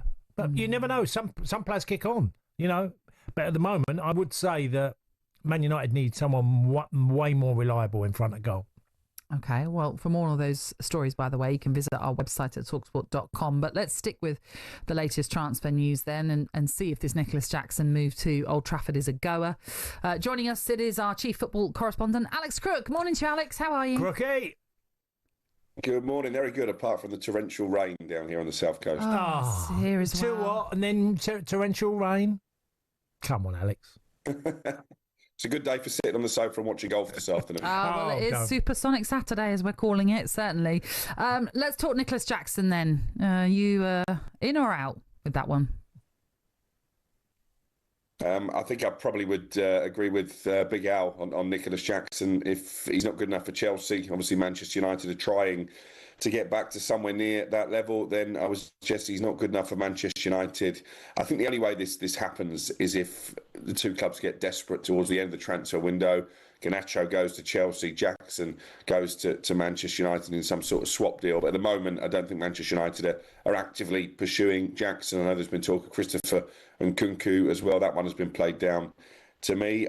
I don't know where United turn for number 9, to be honest, because all the good ones seem to have been snapped up or are too expensive. So I think it's a big problem for Ruben Amorim. But he has got his 2 top targets, Matheus Cunha and your man, Brian Mbeumo. So I think it's been a positive start to the window. I know the Mbeumo one has dragged on a little bit and United fans were frustrated about that. But he'll be joining up for the tour to America next week. I'd expect Cunha to play against Leeds this afternoon. And those two arrivals do solve a big problem as far as United are concerned. They scored 44 goals as a team in the Premier League last season. Cunha and Mbeumo, 35 between them. Alex, just on that, if I was to suggest to you that Nicholas Jackson, one of his biggest assets, is stretching the opposition, which if you can stretch the back four of another team and you can expose them, you've then got Cunha and Mbeumo and you've got Fernandes. All can finish, all can get goals.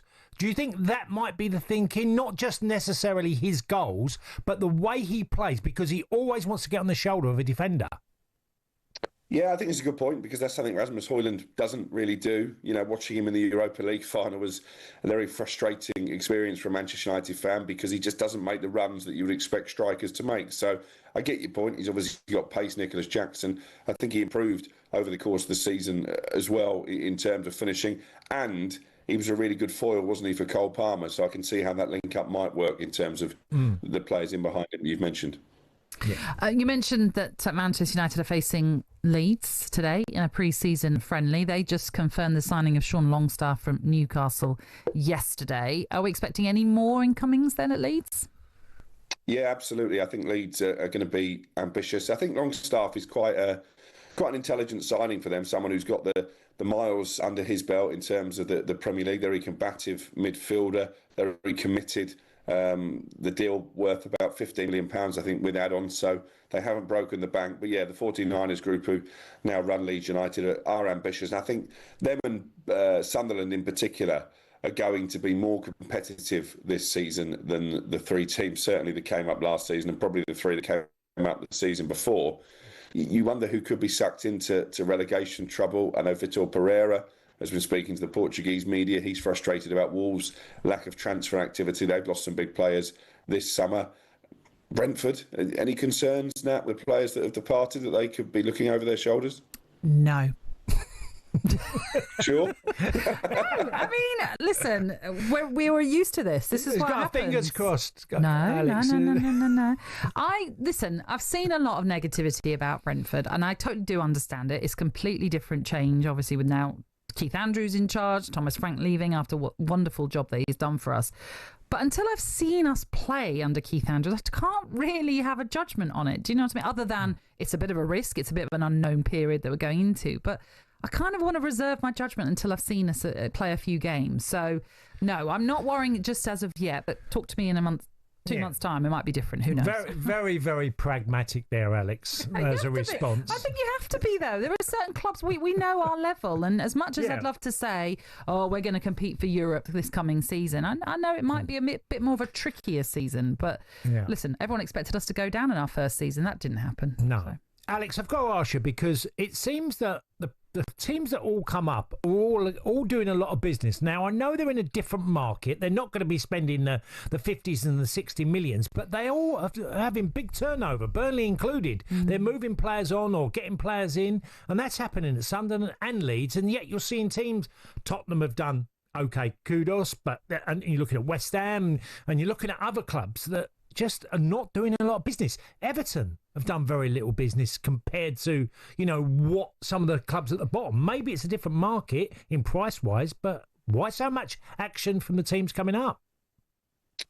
Because I think they want to be more competitive than those teams that have come up previously. And I think when you look at Sunderland's spending, that's going to go well past £100 million. Granit Xhaka is a player they're trying to bring back to the Premier League, and I think it'll be a real statement for them. I take your point with Everton, because they lost, a dozen players, I think, whose contracts were expiring. Dominic Calvert-Lewin amongst them. They've replaced him with a striker from Villarreal, Barry, and I was with Charlie Adam yesterday, who did a bit of scouting for Everton during his time as David Moyes' set-piece coach, and he was waxing lyrical about him. He thinks he could be a real surprise package this season. But yeah, Everton, I mean, they've been circling around the plug hole, haven't they, in recent seasons? And the old saying is, if you circle the drain long enough, eventually you drop down it. It's a massive season for them. They're going to their new stadium, so I think their fans would want a bit more activity to be sure they're not going to be dragged into trouble. In terms of Burnley, I'm less confident about them than the other two, because they've already lost a couple of players. Josh Brownhill, their captain, his contract's expired. He's not going to sign a new deal. CJ Egan-Riley, one of their key defenders last season, has moved to the French League, and there's talk that Manchester City are going to pay £40 million to activate James Trafford's buyback clause. Now, that would be bad news for Burnley, although there's a possibility Stefan Ortega goes in the opposite direction. But that would be more bad news for Newcastle as well, because he's been one of Eddie Howe's top targets this summer. They've already missed out on the likes of Howson and Bumo, João Pedro, Ekitike. And if Trafford does end up back at Manchester City, that's another setback for Newcastle. Just quickly, what about the outcast then at Manchester United? What do you think is going to happen with them? Also, Jack Grealish, do we know any more about him? And you mentioned him, Dominic Calvert-Lewin. Is anyone interested in Dominic Calvert-Lewin? Well, I think his wage demands are putting off a lot of people at the moment. I know he spoke with Leeds and they decided they couldn't match what he was wanting, so he might have to lower those expectations as the window drags on. In terms of Jack Grealish, there is interest. Antonio Conte and Napoli. I know West Ham and Graham Potter would be keen to take him on loan, but again, I think there'd have to be some kind of compromise about wages, and I think Manchester City would prefer a permanent transfer, so it'd be interesting to see what sort of fee they put on his head. They're clearly not going to get back the £100 million they spent to sign him from Aston Villa. In terms of Manchester United, Anthony Terrell Betis, I think, is a distinct possibility. Did well on loan there last season. Just in the last half an hour, my sources at Forest have played down talk of Jadon Sancho to the City ground. That was a rumour doing the rounds yesterday. I was told yesterday that Marcus Rashford and Barcelona could be advancing, so I'm going to try and get a bit more information on that one this morning. Busy. That's why it's good that it's raining, because you can stay in and you can ring all your contacts and you'll find out all the latest news. I bet you got up this morning and looked out the window and put a fist up. Yes, it's raining. I don't have to do anything on a Saturday. I can watch the golf all day. Yeah, all those chores. You're absolutely right. Yeah, quite. Brilliant, Alex. Thank you. Cheers, Alex. Thanks, guys. That's our chief football correspondent, Alex Crook, then bringing us all the very latest. I know, because I've done that. But, what a shame, man. Can't go round the shops. Yeah. I can't fix the stuff in the garden, all that malarkey. Right, in the final hour of the show, we are going to turn our attentions to the big fight at Wembley taking place tonight, which is live on talkSPORT and DAZN.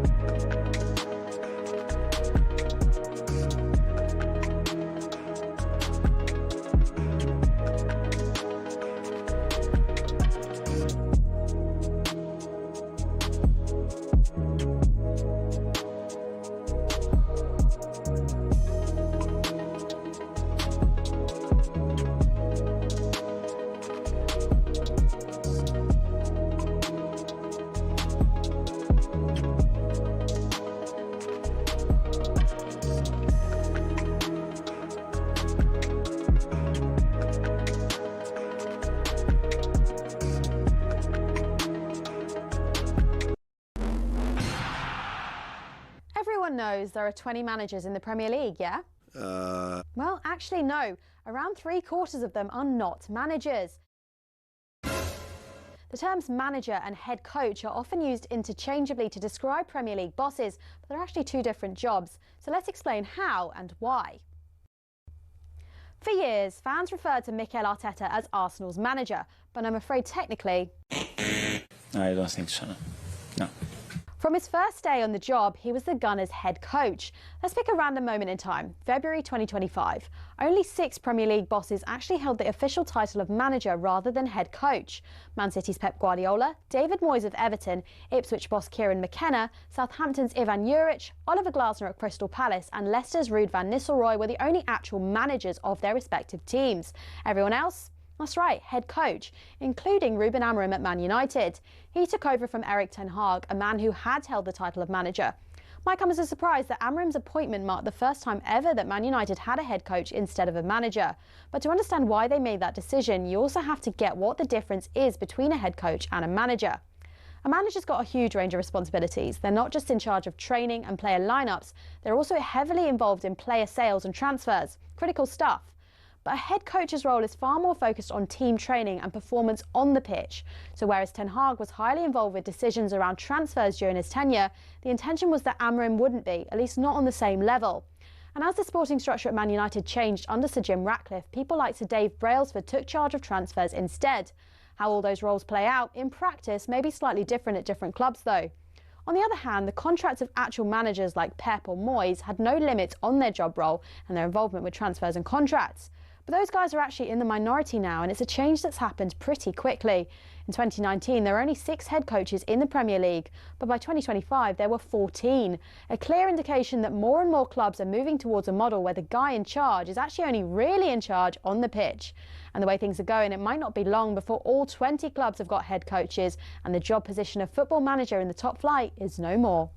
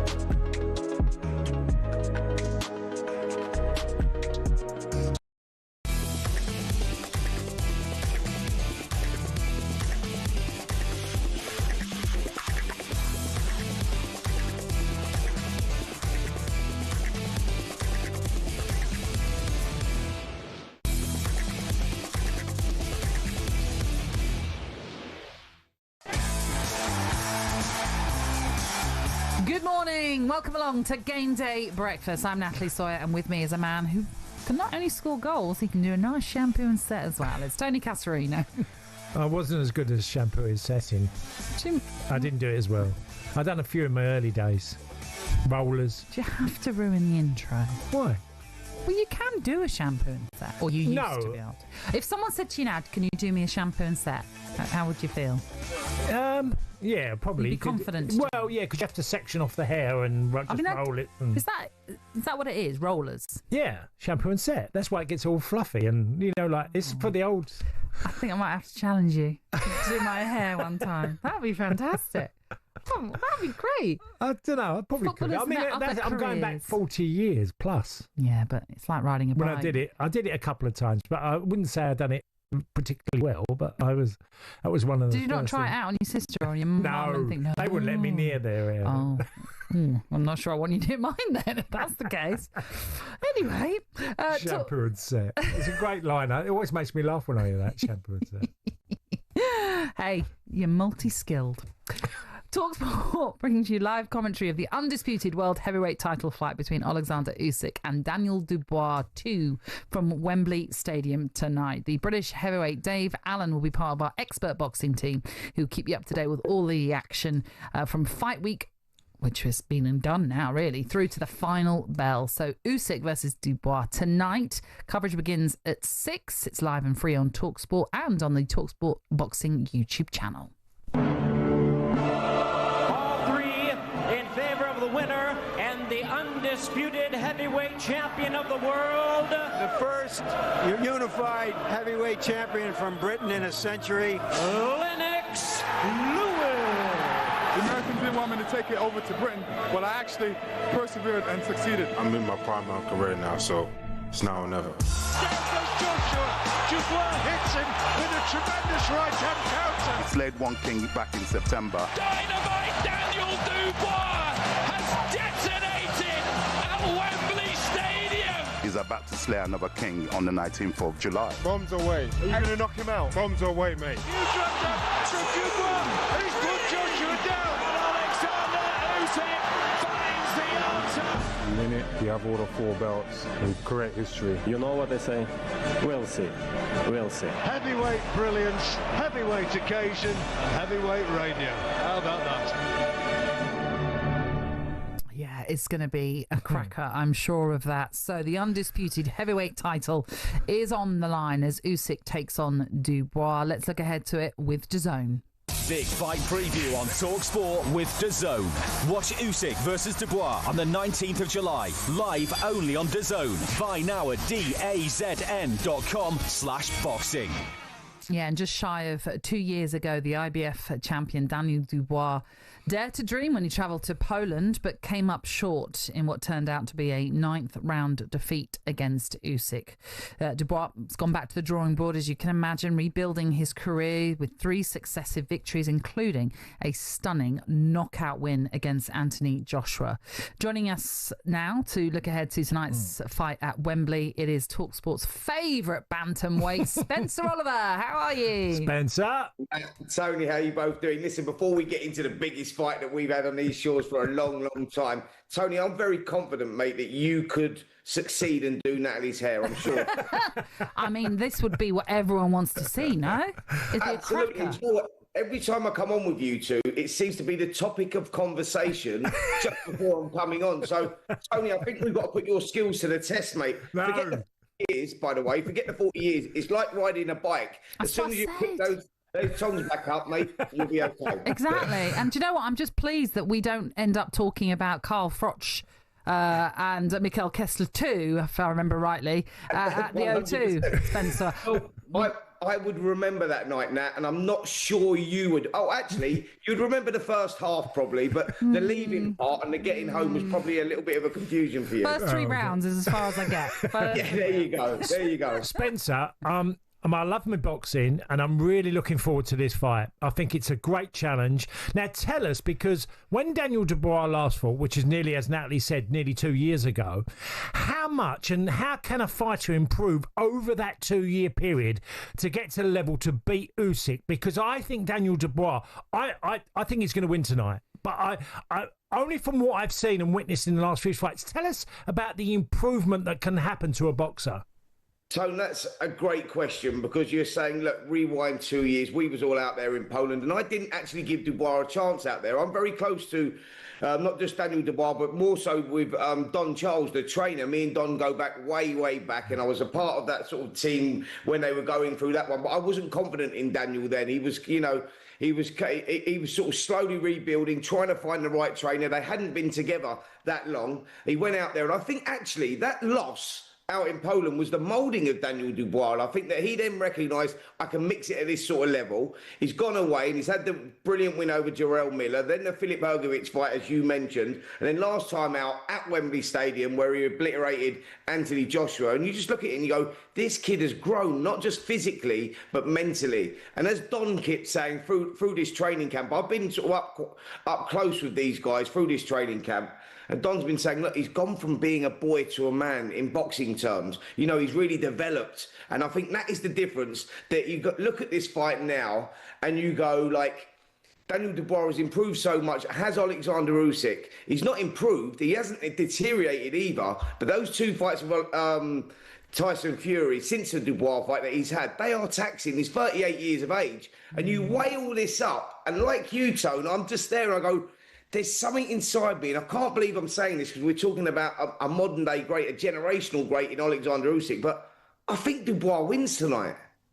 Well, that's something we've already discussed. Well, we're all in agreement. We think that as well with Daniel Dubois. But what I want to ask you is, I mean, one of the issues from that first fight was it felt as though Dubois kind of was exhausted by the end. He kind of used up a lot of energy in the first few rounds. And, the fifth round where he floored Usyk, for example, it felt as though he was getting into that fighting and then that he was on the verge of maybe creating history. But obviously it went wrong in the end. So in terms of fitness, has he worked on that to try and last a fight if he needs to?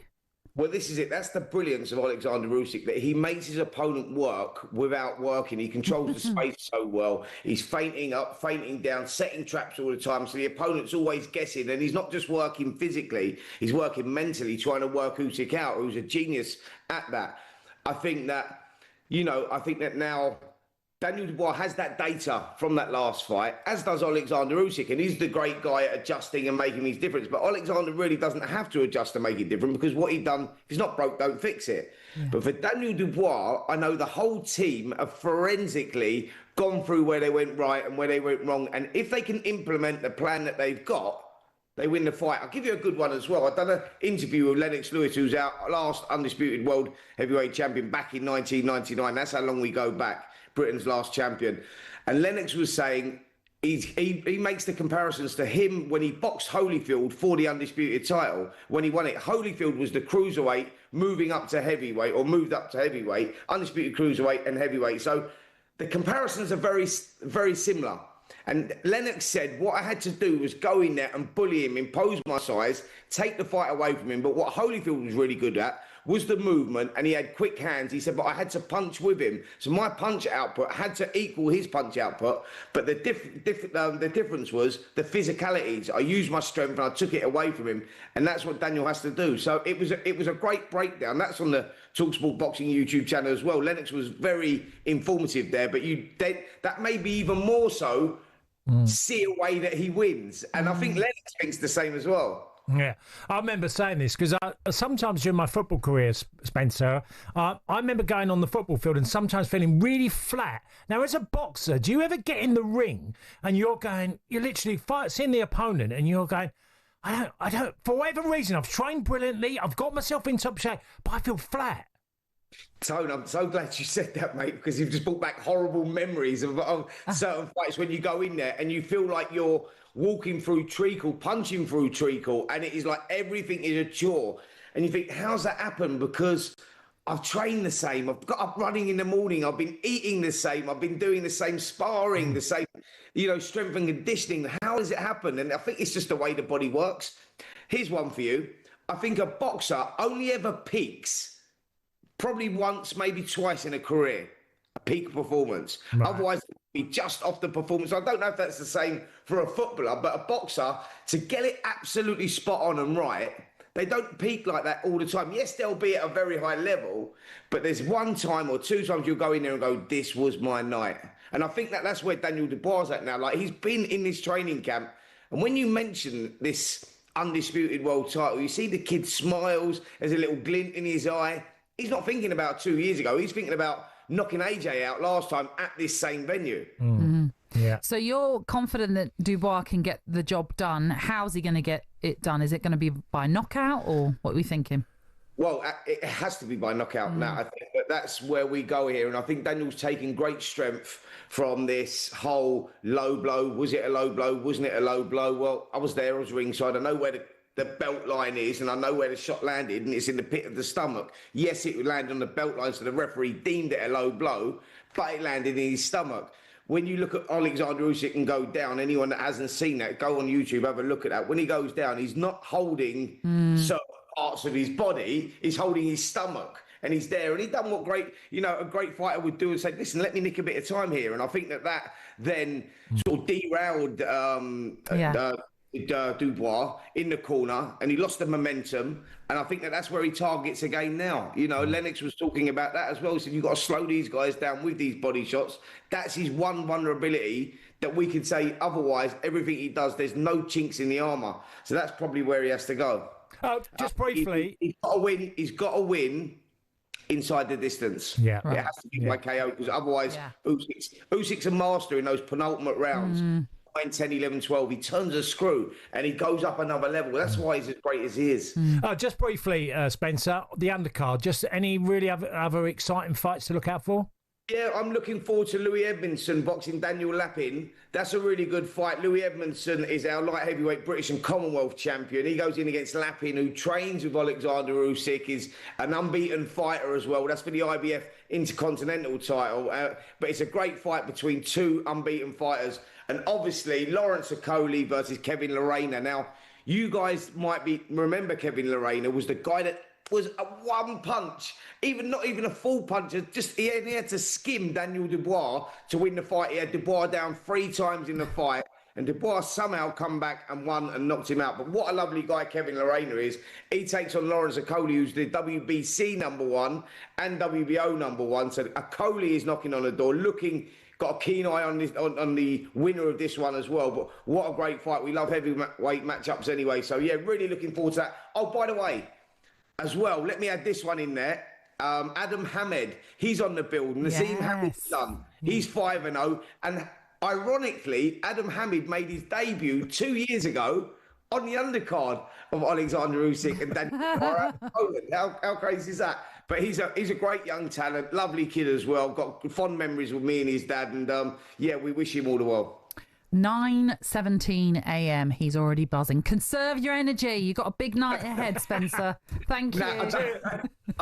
Honestly, I don't know where it comes from. I just get super excited about these fights, and it's going to be a mega night tonight. 90,000 people, Wembley Stadium. First time on these shores we've had an undisputed world heavyweight title with an Englishman in it. Great stuff. Yeah. Let's hope the rain stays away, though. Brilliant. Cheers, Spencer. I'm prepared to go through it, guys. And we go from 6 p.m. across the talkSPORT network channels. So yeah, can't wait. Brilliant. As always, Spencer, thank you. That was a look ahead then to Usyk versus Dubois with DAZN. Don't miss the heavyweight rematch then between these two for all the belts and undisputed glory. It's live tonight only on DAZN. Buy now at dazn.com/boxing. Big fight preview on talkSPORT with DAZN. Watch Usyk versus Dubois on the 19th of July. Live only on DAZN. Buy now at dazn.com/boxing.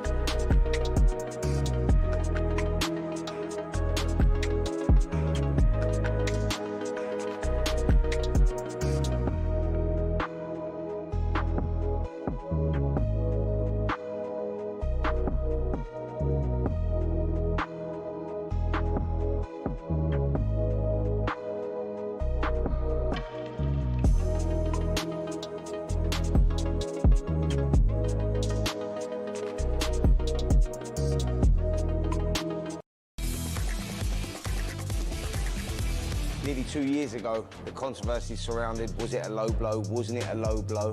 I'm sure we'll see it again, but the crowd are booing as soon as it landed. You can see the pain on Usyk.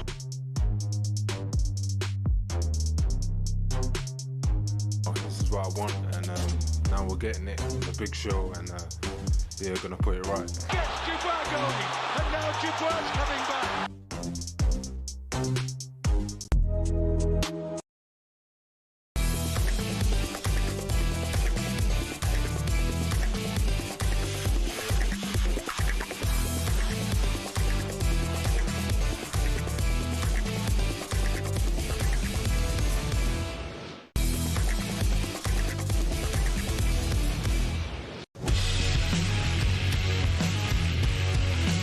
You're listening in to Game Day Breakfast on talkSPORT. We're live on your radio, YouTube and smart TV. It is the former Aston Villa and Celtic striker Tony Cascarino who is alongside me, Natalie Sawyer.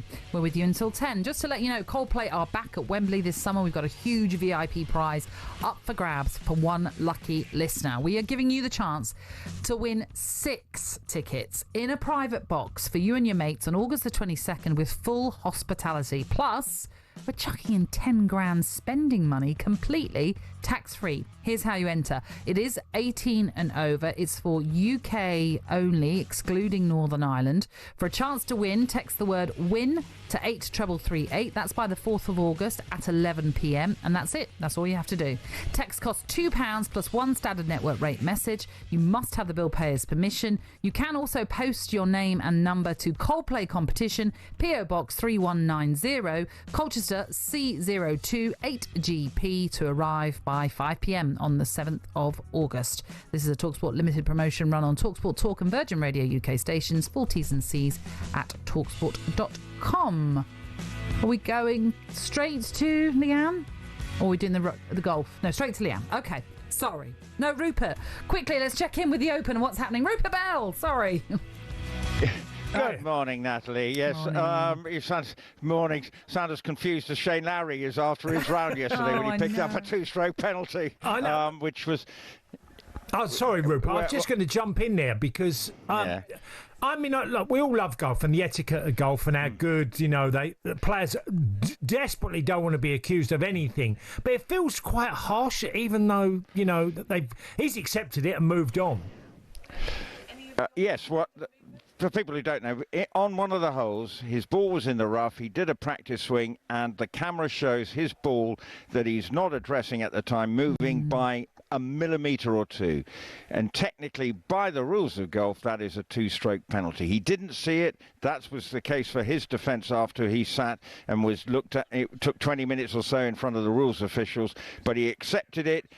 You normally call time on. If you see it, you say to your players, look, the ball's moved, and you then get a penalty and move on. But this is obviously deeply frustrating for him, coming in here as the winning in 2019. His language got a bit fruity at various stages on the course, as well as he's got frustrated as Scotty Scheffler was producing a quite magical 64 round yesterday. Lowry, on the other hand, was a bear with a sore head, but obviously he regrouped. He's starting today at level par. He'll be playing alongside John Rahm, which I think seems like a combustible 2-ball, I have to say, which I'll be looking forward to seeing at 11:30. But for Scotty Scheffler, watching that round yesterday, you see why he is the world number one. Okay, we had that press conference at the start of the week where he talks about how, every time winning, it's just a 2-minute fleeting moment of joy and then he has to move on. That's the question he's going to be asked. Have you had your 2 minutes already of enjoying winning the claret jug? But it's going to be a tough ask for anyone to stop him winning. He just looked so good yesterday. But hopefully Matt Fitzpatrick, who'll be playing alongside him, who's rediscovered some form, he starts one back. Others, Tyrrell Hatton, I've watched him very closely over the first 2 days, has played some lovely golf, as has Bob McIntyre. So the British Challenge is a formidable one. Fitzpatrick, Hatton and McIntyre, they are 3, top players. And McIlroy is at the moment maybe feel just a little too far back at 7 under, and he has to shoot something like a 66 or 65 if he wants to have any chance of winning a second Clarence Jug. But the weather's balmy. Play gets underway at 9:35 here with the early groups. Of course, it'll be live on talkSPORT 2 with the open coverage. But I have to say, yesterday was a wonderful example for Scheffler of why he is the totally dominant force in the sport at the moment. Thank you, Rupert. Enjoy today, and we'll have plenty of updates from Rupert and the team throughout. Right, let's focus on the Women's Euros, shall we, as the Lionesses somehow found their way into the semi-finals after beating Sweden on penalties. Joining us to discuss that and the tournament in general, it's former Lioness Leanne Sanderson. How are you, Leanne? Leanne? Morning, guys. Great to have you with us, Leanne. It's just a few days on then from that win for the Lionesses. But I guess the question is, how on earth did they do it? It was a crazy game. It was, and it's been crazy, right? Because I did the game last night, Spain versus Switzerland, and I cannot believe that 50% of the penalties during this tournament have been missed. Wow. Like, it's been mental. There was another 2 last night for Spain, you know, and let's be honest, there's no denying it's probably one of the worst penalty shootouts in history. But at the end of the day, who cares? Yeah. We're into the semi-final, and on we go, you know. So how we got out of jail in that situation, I don't know, but it is what it is. You know, the Lionesses always seem to find a way.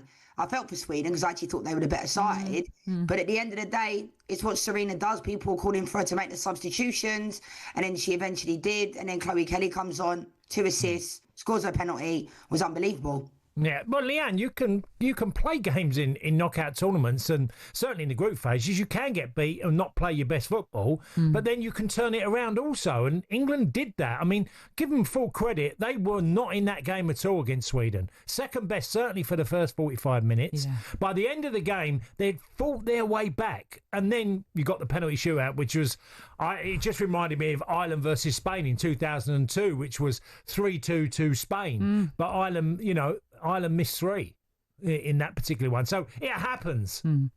Yeah, it happens in men's football as well, as you mentioned, Cass, because I think, like, you know, I can sit here and say it wasn't a great penalty shootout, but I think there's a different type of venom that comes when it's in the women's game and, you know, there's penalties being missed. Everyone's like, it's women's football. I think, hopefully, you know, I wish that we'd got past that point of some people saying those types of things, but at the same time, it is what it is. It wasn't a great penalty shootout, but I think, you know, I don't want to get too wrapped up in that. I want to focus on the fact that, you're right, in the last World Cup in Australia and New Zealand, we should have got beat by Nigeria as well. And then we ended up getting to the final and losing to Spain. So, you know, at the end of the day, I think the players do a really good job at, like, kind of blocking out the outside noise, as they like to say, but we did get away with one. Serena even said it herself. You know, she said that she thought at least 3 times we were out of the tournament. So, you know, sometimes you have to ride your luck a little bit. And I think this Lioness is just a completely, like, different kettle of fish, really. I mean, there were some defensive issues in that game as well. We've seen that a few times with this England squad of late. Jess Carter, once again, had a tricky evening. Do you think she's going to make changes for Italy, or do you expect she'll go with the same sort of starting 11? Well, this is Serena. You know, we know Serena's quite stubborn in her team selection. She made that change after the first game, and it had to happen. Ella Toone came into the lineup. Lauren James went out wide. And I think it has to happen. I personally think Chloe Kelly should start as well. And then people might turn around and say, well, who comes out of the lineup? But players like Chloe Kelly, she's almost pigeonholed herself because she's so good at coming off the bench that people start seeing you as an impact player as opposed to a starter. I think Jess Carter, it's difficult because she had a rough tournament. Yeah. No denying that. Against France, she was poor. She doesn't need me to tell her that. It happens, you know. But at the same time, coming into the tournament, I don't think Serena knew her best back line. I don't think she knew her best 11, and I don't think she knew who was her best players in the back line. I think Millie Bright has been a massive loss to this team. I genuinely do, and it'll be interesting to see because now Leah Williamson, you know, left the stadium on crutches. Hopefully, you know, it's not a long-term injury. Hopefully, it's just precautionary. But I do think in that back line area, certainly down the left, Alex Greenwood as well. I love Alex Greenwood. She's got a fantastic wand of a left foot. But I think, you know, there's been vulnerabilities there. I thought Esme Morgan came into the game and hasn't played much for England at all, you know, historically. But I thought she had a rough start, you know, in that game. And then after a little while, found herself. Yeah. Very, very quickly, because I know you said you watched that game yesterday, Spain-Switzerland. You're part of the commentary team for it. They're awaiting the winners of France-Germany to see who they'll play in the last four. Do you expect that Spain will get through to the final? Spain's just looking so good. Even though they were tested by Switzerland, they made it hard for them. They are. And fair play to Switzerland, to be fair, because as the host nation, I questioned, as we know, the host nations automatically qualify for tournaments. And I'm not quite sure Switzerland would have been that team that might have qualified because, they're one of those sides that are not the best historically. But Spain last night weren't at their best, probably been their worst performance of the competition, but they still won 2-0 and missed 2 penalties. So it's what they do. I don't think Germany have been great. I expect France to beat them. And again, Germany, we can never write them off. We know how good they are in competitions. They know how to win. But this is a different Germany side. But I do think, the Italians are looking good. So I don't think it's a foregone conclusion. We should beat Italy on paper. But again, that stands for nothing in this competition. It's a European Championship. Yeah, it is. Leanne, thank you. Thanks, Leanne. Thanks, guys. Great to have you with us, Leanne Sanderson there. France-Germany, that final quarter-final taking place this evening. It's on talkSPORT 2. You can tune into that to see who will play Spain in the semi-finals. And speaking of the semi-finals, that first one, England against Italy, taking place on Tuesday. That'll be right here on talkSPORT. The Open Update on talkSPORT with Arnold Clark. Get the UK's best used car deals guaranteed.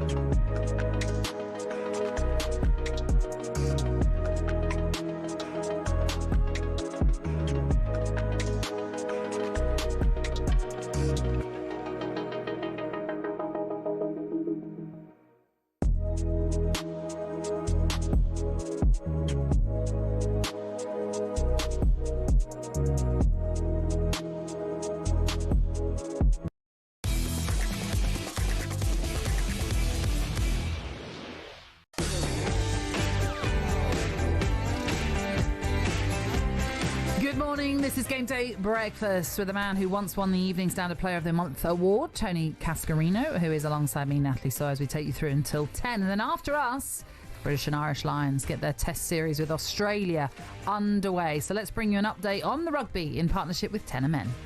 Qatar Airways Lions Tour Roundup on talkSPORT with coverage sponsored by Tenor Men. From protective pads and pants to reusable boxers, stay in control with Tenor Men. Keep control. Right. It's always the way when you're trying to...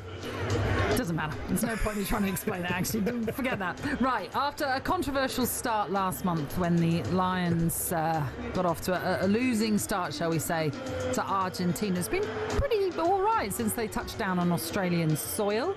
But now it all comes down to this and the first test in Brisbane. Joining us then to look ahead to it, it is part of our team, Ben Kay. How are you, Ben? Ben. Morning, Natalie. Morning, Cass. Are you good? All ready for the... I must say, it must make you laugh, Ben, when you're hearing 3-0 to the Lions and, you know, the best ever and they're firm favourites. You must be thinking, you don't know what you're coming up against in Australia. You know, this is going to be a lot tougher than people think. Yeah, absolutely. I would still make the Lions firm favourites for this game, but we all know what Australian sporting heritage is all about and the competitiveness of them. They're missing a couple of key players today, which is why I think the bookies have them on a 15-point lead, the Lions, because they're lacking their real power players. Valentini's not playing, Skelton's not playing, and the Lions have picked a big pack to go after that. Having said that, we all know how good Australia are. If they can get some decent ball, they've got a young kid, Michael Liner's son, Tom, starting his first test for the Wallabies. But outside him, they have got a sparkling backline that could rip any team to shreds. So it'll all be about the Lions starving Australia of ball tonight. And when they have the ball, I think they're going to go route one early on and try and soften them up a little bit. You know what it's like to put on that shirt of a Lion. You did it in the 2005 series against New Zealand. So with an hour, just over an hour still to go until kick-off, what's it like in the dressing room right now? What are the kind of words being said? Well, you know, because it's an 8 o'clock kickoff here, so you've had all day stewing on this, sort of trying to get your preparation right. But then when you actually get on that coach and drive towards the stadium, finally you feel like you're building up to it. So some of those nerves and anxiety goes and it's replaced with excitement. And then you see the amount of red shirts here in Brisbane you would not believe. And driving in, seeing everyone dressed in red, particularly when we play up at Twickenham or our home grounds, like it's winter usually, so people are wearing coats and things. You don't get that sea of any colour. So every Lion says the first time you run out for the warm-up and you see the stadium full of red shirts and you see that people have put their life savings to come to the other side of the world and support you, it just gives you such an enormous boost. Ben, you always get match-ups in the game. Where do you see the big major ones that can make a difference in the game? Well, I've mentioned Australia having a very green 10 in Tom Liner. He's up against Finn Russell, who is peaking at the perfect Lions time. He's always been this mercurial talent, able to throw passes that no one else can.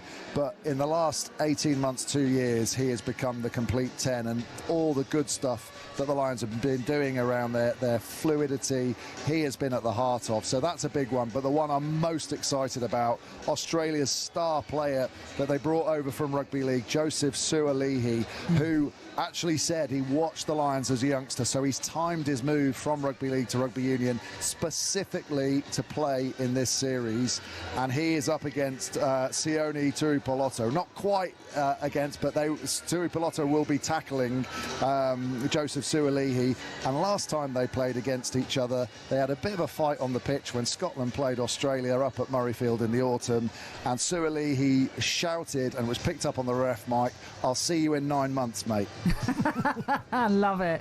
I mean, with Australia, obviously the Lions, I should say, beg your pardon, have had a number of warm-up games leading up to this one. But as for Australia, they've only had the one, and that was that victory over Fiji, which they left it late to get that win as well. Slightly an underwhelming performance. Is there any concerns about that they're a little bit undercooked, perhaps? Yeah, it is. And the Lions have made a big point about wanting to play strong opposition in the build-up.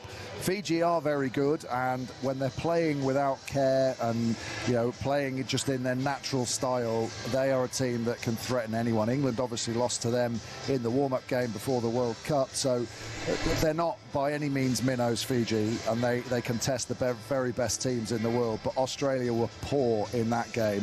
The Lions have built nicely, and they've had a lot of games to get some cohesion. Not all the players have played together for many minutes, but, you know, you look at the 10, 12, 13, although they've only played 7 minutes on tour together, they are the Scotland midfield, so they'll know each other very, very well. I think the Lions' preparation will undoubtedly be better. That's why I think the Lions have to win tonight, set down that marker, because if they do that, you know Australia are coming for them in Melbourne in front of 110,000 people at the MCG.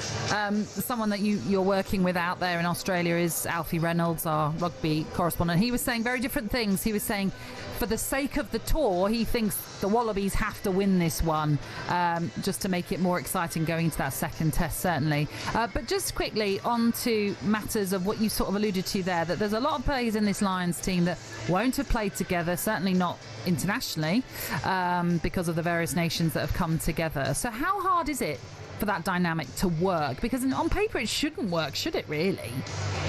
No, it shouldn't, and you know, rugby's a really complicated game. You know, we have so many different laws, but equally it is so reliant on everyone working in unison. You think of the line out and every factor of it. Someone's a fraction of a second late for a lift. It doesn't matter if the hooker throws it in the right point, you're not going to win the ball back.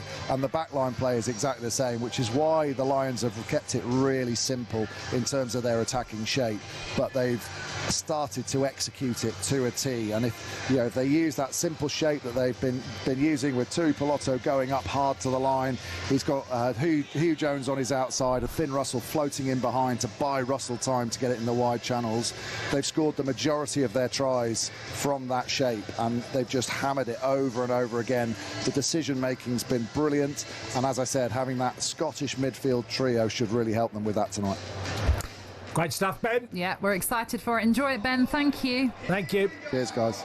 That is the former Lion. I suppose, are you always a Lion, do you think? Of course. Yeah. So but you're not a current Lion. So you're a former Lion. You're a former Lion. Yeah, just checking. I don't know, because it's that legend I'm a former thing. international for Ireland. I know, but I don't know how you look upon it as a Lion, because you wouldn't say a former legend, because you're a legend. Yeah. And I don't know if Lions are seen more as legends. No, I think they take it to... I mean, they're also proud of playing for the Lions, aren't they? Yeah. It's one of the greatest honours. Yeah, so. yeah. I hear you. I just suddenly thought, I don't know if that's just because it's a legendary status thing. I don't know if it's seen slightly different, but I hear what you're saying, and I think you're absolutely right. Ben Kay, then, part of our commentary team, will be bringing you it from 11, but coverage will start at 10 when Shabana Hearn is in the hot seat. And that was all thanks to Tenor Men.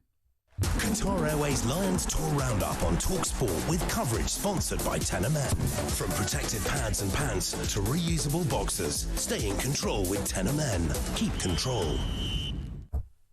Right, how about this? Not only do we have the rugby over on talkSPORT 2, we've got the Royal Portrush Open Championship. I had to somehow word that as I was saying it. The commentary team includes Marcus Buckland, Sue Thurl, we've got everybody on this, Robert Lee, Matt Adams, Sophie Walker, Raymond Burns, Amy Bolden, Paul Eales, Brendan de Jong, Carl Paulson and Rupert Bell. So everyone is going to be across this for you. Coverage is underway now, so you can listen in full to what's happening then in this 153rd Open, but also here on talkSPORT we'll bring you an update next.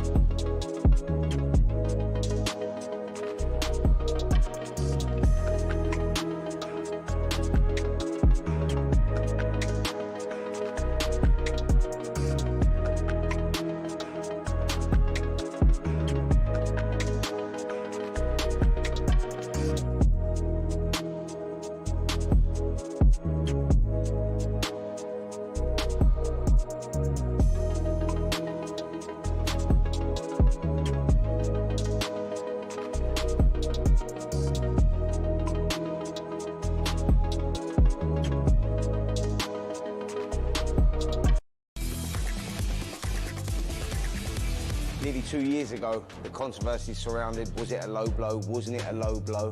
I'm sure we'll see it again, but the crowd are booing as soon as it landed. You can see the pain on Usyk.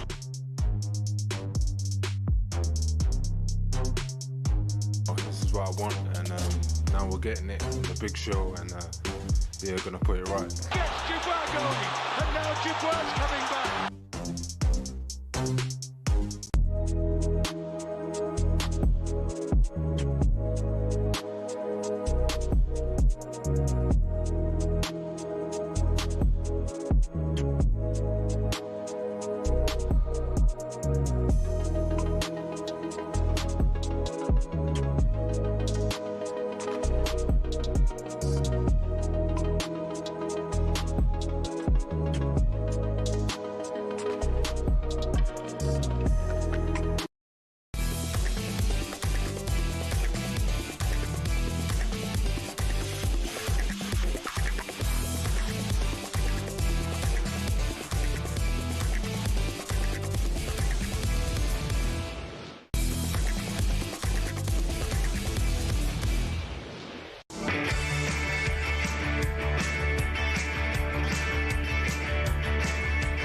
Morning, this is Game Day Breakfast. It is the former Republic of Ireland striker Tony Cascarino who is with me, Natalie Sawyer, and we're with you until 10 o'clock, so not long left in the show. The third round of the Open is underway. The early starters getting their third round, as I say, underway. So let's check in with what's happening, bearing in mind that the overnight leader, Scotty Scheffler, doesn't start for a number of hours. Rupert Bell is keeping across it for us, though. Yes, he's getting out at 3:30, just after 3:30, along with Matt Fitzpatrick. So a late finish here it will be at Royal Portrush, but happy days. But Matt Fitzpatrick starting at 9 under par. Should have perhaps been at 10 under par. Mr. Tiddler for birdie on 17, but a wonderful par-saving putt on the 18th. Kept in one behind Scotty Scheffler, who was magnificent with the round of the week of 64 yesterday to catapult him to the top of the leaderboard. But for Shane Lowry, it was a frustrating day enduring that two-shot penalty. He'll be teeing it up at 11:30 alongside John Rahm. I think that's going to be a combustible two-ball, which will attract the early galleries, I'm sure, in droves. But amongst the early starters, the first pairing has just completed the first hole. Contrasting fortunes for the opening two. Matty Schmidt with a 6, and then Corey Connors with a birdie 3 to get to level par. But as I say, leaders going off much later. Weather is actually set fair at the moment. It's a lovely, calm day at Royal Portrush. I wonder if it will be calm on the course later on this afternoon, but it should be a fantastic day in prospect. And of course, live coverage of the day on talkSPORT 2. The Open Update on talkSPORT with Arnold Clark. Get the UK's best used car deals, guaranteed. Rupert and our team will continue to update you on what's happening then on this third day of the Open from Royal Portrush. But there is also live commentary right now over on talkSPORT 2 with a whole host of names connected, of course, to golf. So you've got Marcus Bucklin, Sophie Walker, for example, Robert Lee as well, all getting involved. Coverage has begun, as I say, on talkSPORT 2.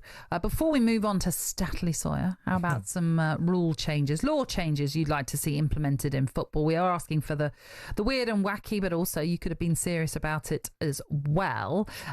This one, for example, is from Steve, who says when a player goes down injured like he's been shot, the ref can send him off the pitch for 5 minutes of treatment. If he is injured, he'll be happy to go off and get the treatment. But if not, he'll be jumping up and play on, and that should stop players faking injuries. So says Steve. This one is from Stuart from Northeast Scotland. He says to stop cheating and diving. If the ref believes a player has dived hoping to win a penalty, the ref should award a penalty for the other side. Oh, that's... Wow. Can you imagine that?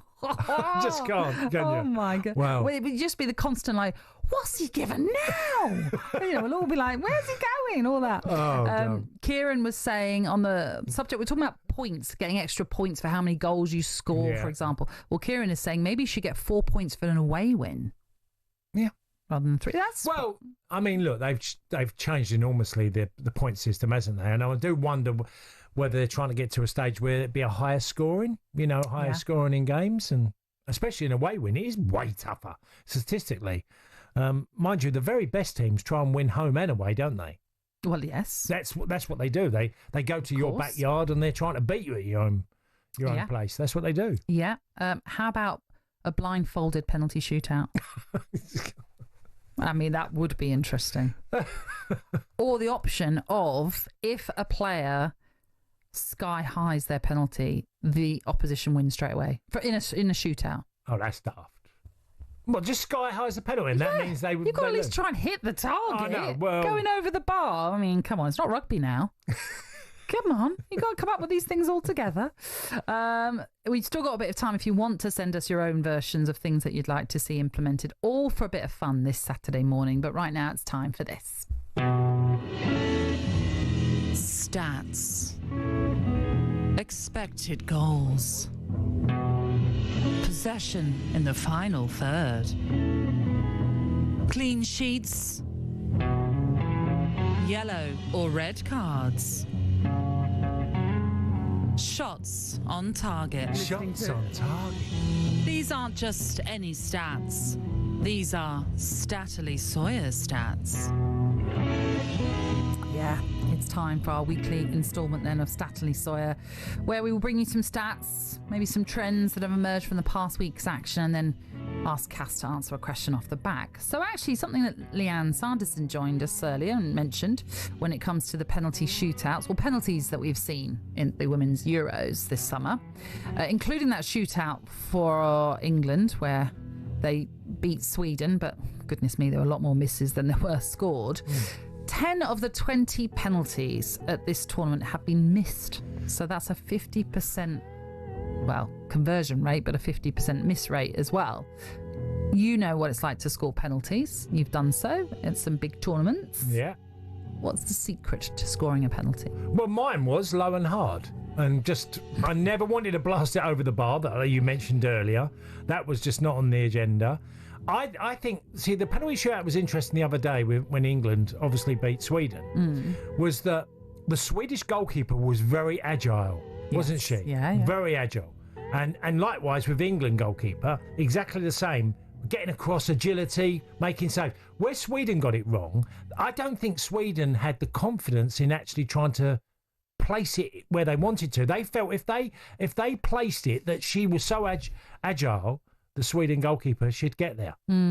Okay. Now, then you saw the consequence of everyone blasting it over the bar. Yes. Because low and hard. If you're going to strike a ball, if you want to get pace on the ball, make sure you keep it low. Now, I famously took a big divot when I took my penalty against Romania, but I took penalties in my career, and I had a very successful record on penalties. But I always had the idea if I knew the goalkeeper was very agile and get across, and if I just got it the wrong way, say I'm going to go bottom left-hand corner, and I know that he'll save it if I do that, I just opted for just pace and power, and sometimes down the middle. Now, it's nerves that get the better of you, Nat. I'm obviously in a finals of any sort, it's much tougher. Yeah. It's walking the plank. You're going down to the 18-yard box. You're putting it on the, your mind is changing. Try and keep fixed on what your intentions are. And so difficult to replicate. Exactly. You can't replicate a penalty shootout in training. Practice as much as you can, like it training. Yeah. We did it for fun and, and you're trying to score, but in a shootout, finals, come on. It's made different. Well, let's quickly talk about keepers. Chelsea became Club World Champions after beating PSG in the final, and their goalkeeper, Robert Sanchez, prevented the most goals at the competition with 4.2, whilst facing 9.2 shots on target. Right. Okay. Sanchez is coming for criticism at Chelsea, but bear in mind how well he did in that tournament. Is he worth giving another chance, or do you think they need to find another goalkeeper? There was something different about his performances, and that was he wasn't overplaying too much. What he was guilty of, Sanchez, for Chelsea too often is trying to play an intricate pass in his own 18-yard box, trying to find one of his colleagues. He did that way too often for Chelsea and got himself in trouble. Now, he didn't do that, and he certainly didn't do that in the final against PSG. If it was on to get it out of the danger area, he did. He didn't overplay. Now that's a different scenario where I saw too often during the season trying to play a ball between two players into the feet of a midfielder. No, I think there's a time to play and a time not to. If he gets that decision making right, maybe the club have asked him not to do as much either as well. Sorry. Yeah, there is that as well. Yeah. We're going to finish on a rule change that's just come into us. The manufacturing of shirts, they should be made out of soft paper. This would stop shirt pulling, especially in and around the box. However, strikers could be bearing down on goal, partly naked. I'm not sure we want that. But anyway, thank you very much for all your contributions this morning. We'll be back tomorrow from 6. Cass, thank you very much. Supersonic Saturday is going to be pretty special here on talkSPORT, and it begins right now with the British and Irish Lions in that first test against Australia with Ben Kay, Andrew McKenna and Shabana Hearn.